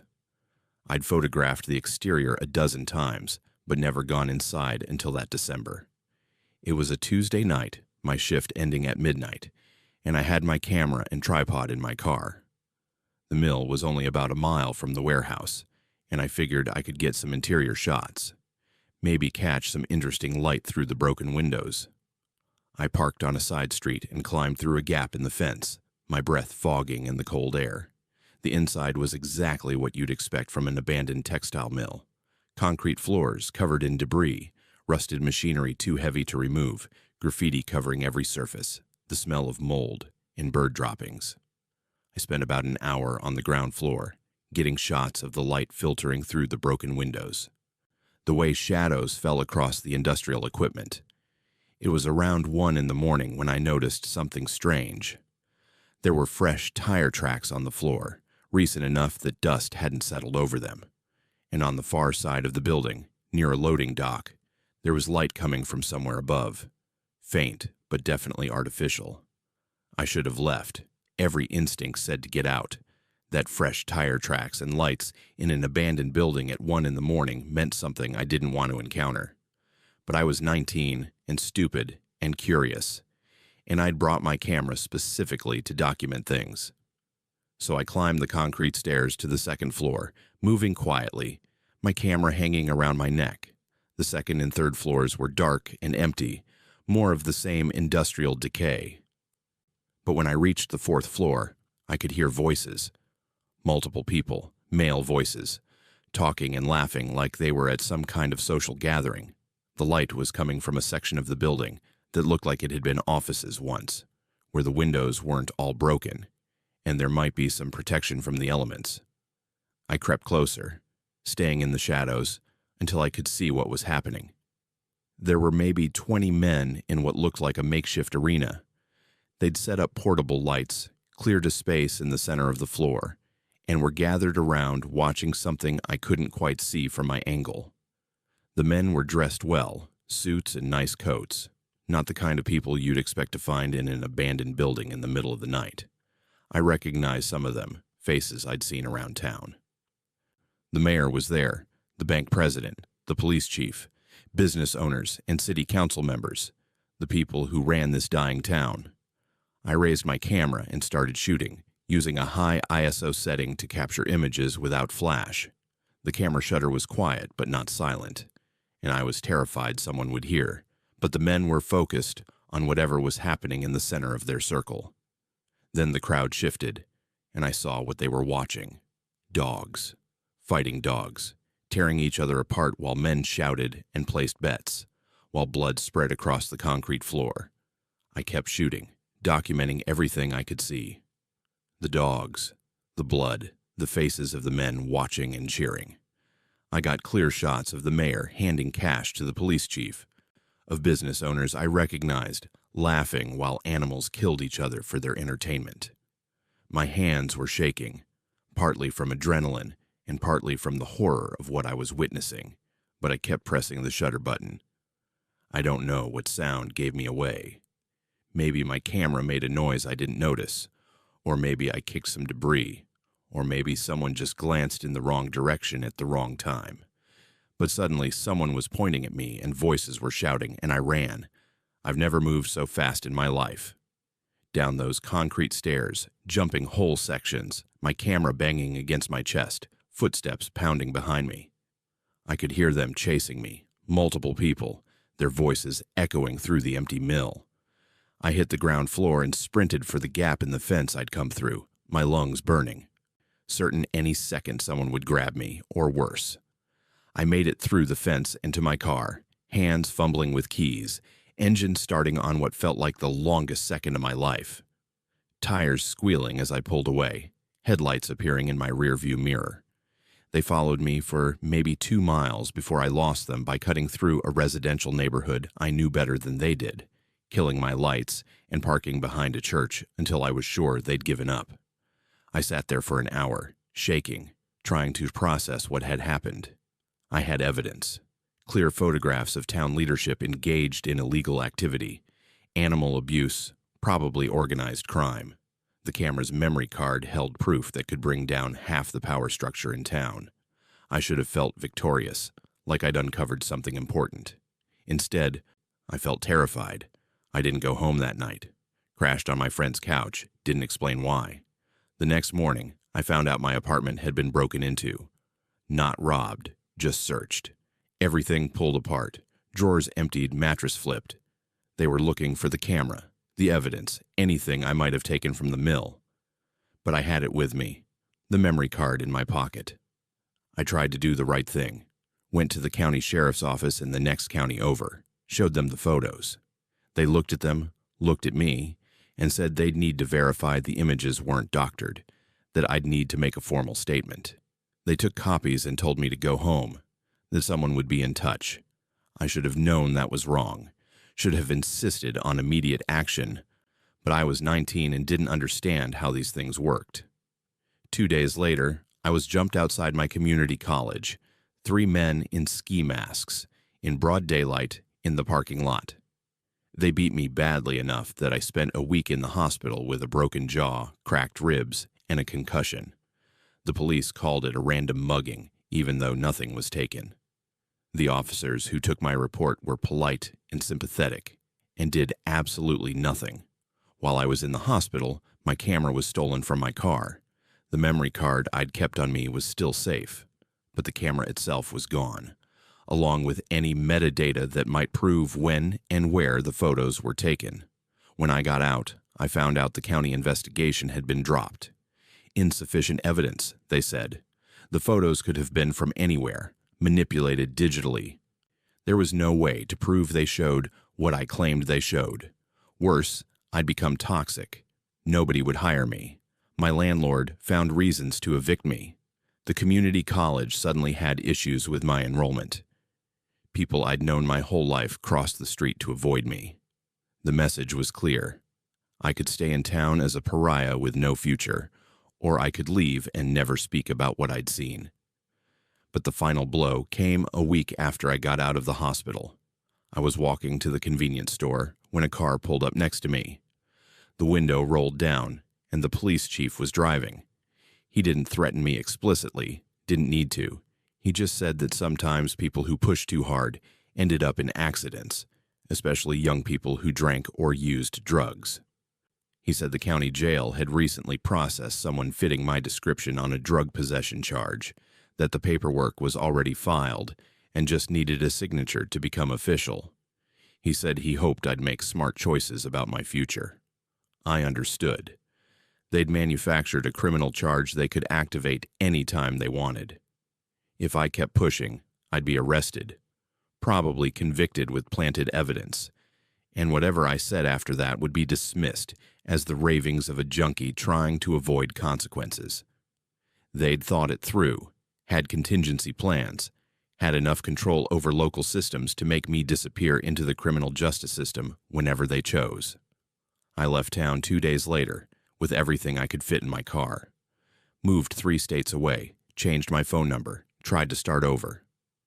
I uploaded the photos anonymously to multiple websites, sent them to state newspapers and TV stations, posted them everywhere I could think of.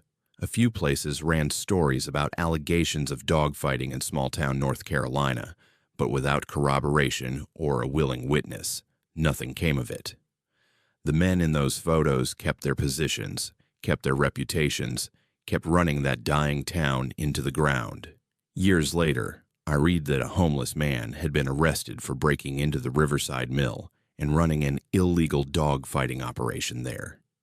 He died in police custody 3 days later, claimed to have hung himself in his cell. The case was closed, the mill finally torn down, and everyone could pretend the problem had been solved. That homeless man, whose name I never learned, took the fall for what I'd witnessed. He was the sacrifice they needed to protect themselves. I'm 37 now, living under a name that isn't the one I was born with, in a city where nobody knows my story. I still have those photos backed up in multiple locations, still think about releasing them with full context, but I know it wouldn't matter. Too much time has passed. The people in them are either dead or too old to prosecute, and nobody wants to dig up old scandals in a town that's barely hanging on anyway. The worst part isn't what they did. It's that they got away with it so easily, that power and money were enough to bury the truth, that a 19-year-old kid with evidence wasn't a threat but an inconvenience they handled like any other problem. I think about that homeless man sometimes. Wonder if he had family. Wonder if anyone mourned him, or if he just disappeared without anyone noticing. Have you ever had proof of something terrible, but couldn't do anything with it? Ever been silenced by people powerful enough to rewrite reality? Share your story below, because carrying this alone has been exhausting. If these stories have left you unsettled, that's exactly the point. The darkest truths hide in the smallest places, in towns where everyone knows your name and nobody asks questions. Subscribe to Bleak Fears for more disturbing true stories that'll make you question what's really happening behind closed doors in quiet communities. Hit that notification bell, because you never know when the next nightmare is coming. Stay safe out there.